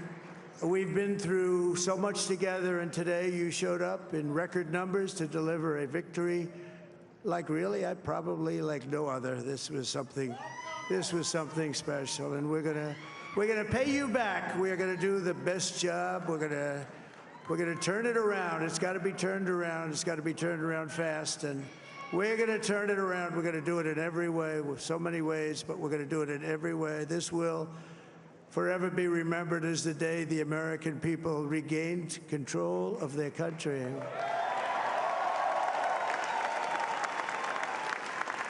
So I just want to say that on behalf of this great group of people, these are hard-working people. These are fantastic people, and we can add a few names like Robert F. Kennedy Jr. He came in. And he's going to help make America healthy again.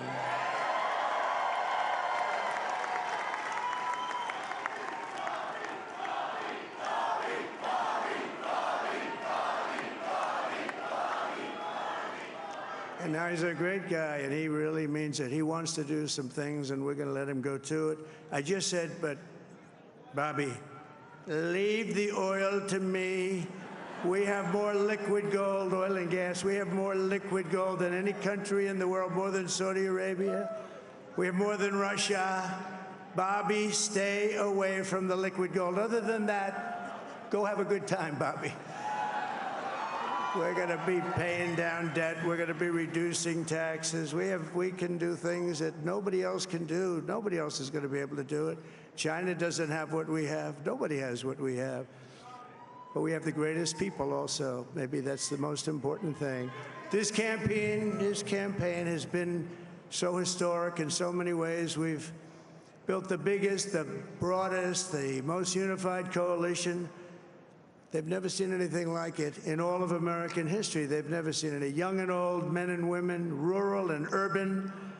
And we had them all helping us tonight. When you think, I mean, I was looking at it, I was watching it. They had some great analysis of the people that voted for us. Nobody's ever seen anything like that. They came from all corners, union, non-union, African American, Hispanic American, Asian American, Arab American, Muslim American. We had everybody, and it was beautiful. It was a historic realignment, uniting citizens of all backgrounds around a common core of common sense. You know, we're the party of common sense. We want to have borders. We want to have security. We want to have things be good, safe. We want great education. We want a strong and powerful military, and ideally we don't have to use it. You know, we had no wars. 4 years we had no wars, except we defeated ISIS. We defeated ISIS in record time, but we had no wars. They said, he will start a war. I'm not going to start a war. I'm going to stop wars. but this is also a massive victory for democracy and for freedom. Together, we're going to unlock America's glorious destiny. We're going to achieve the most incredible future for our people. Yesterday, as I stood at my last stop on the campaign trail, I'll never be doing a rally again. Can you believe it? I think we've done 900 rallies approximately from the, can you imagine? 901, something, a lot of rallies. And it was sad. Everybody was sad. Many people, I said, this is our last rally. But now we're going on to something that's far more important, because the rallies were used for us to be put in this position where we can really help our country. That's what we're going to do. We're going to make our country better than it ever has been. And I said that many people have told me that God spared my life for a reason.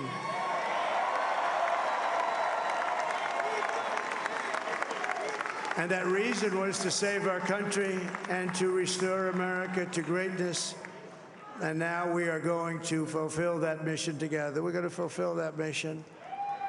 The task before us will not be easy, but I will bring every ounce of energy, spirit, and fight that I have in my soul to the job that you've entrusted to me. This is a great job. There's no job like this. This is the most important job in the world. Just as I did in my first term, we had a great first term, a great, great first term. I will govern by a simple motto: promises made, promises kept. We're going to keep our promises. Nothing will stop me from keeping my word to you, the people. We will make America safe, strong, prosperous, powerful, and free again. And I'm asking every citizen all across our land to join me in this noble and righteous endeavor. That's what it is. It's time to put the divisions of the past 4 years behind us. It's time to unite. And we're going to try. We're going to try. We have to try. And it's going to happen. Success will bring us together. I've seen that. I've seen that. I saw that in the first term when we became more and more successful. People started coming together. Success is going to bring us together, and we are going to start by all putting America first. We have to put our country first for at least a period of time. We have to fix it, because together we can truly make America great again for all Americans. So I want to just tell you what a great honor this is. I want to thank you. I will not let you down. America's future will be bigger, better, bolder, richer, safer, and stronger than it has ever been before. God bless you, and God bless America. Thank you very much. Thank you. Thank you very much.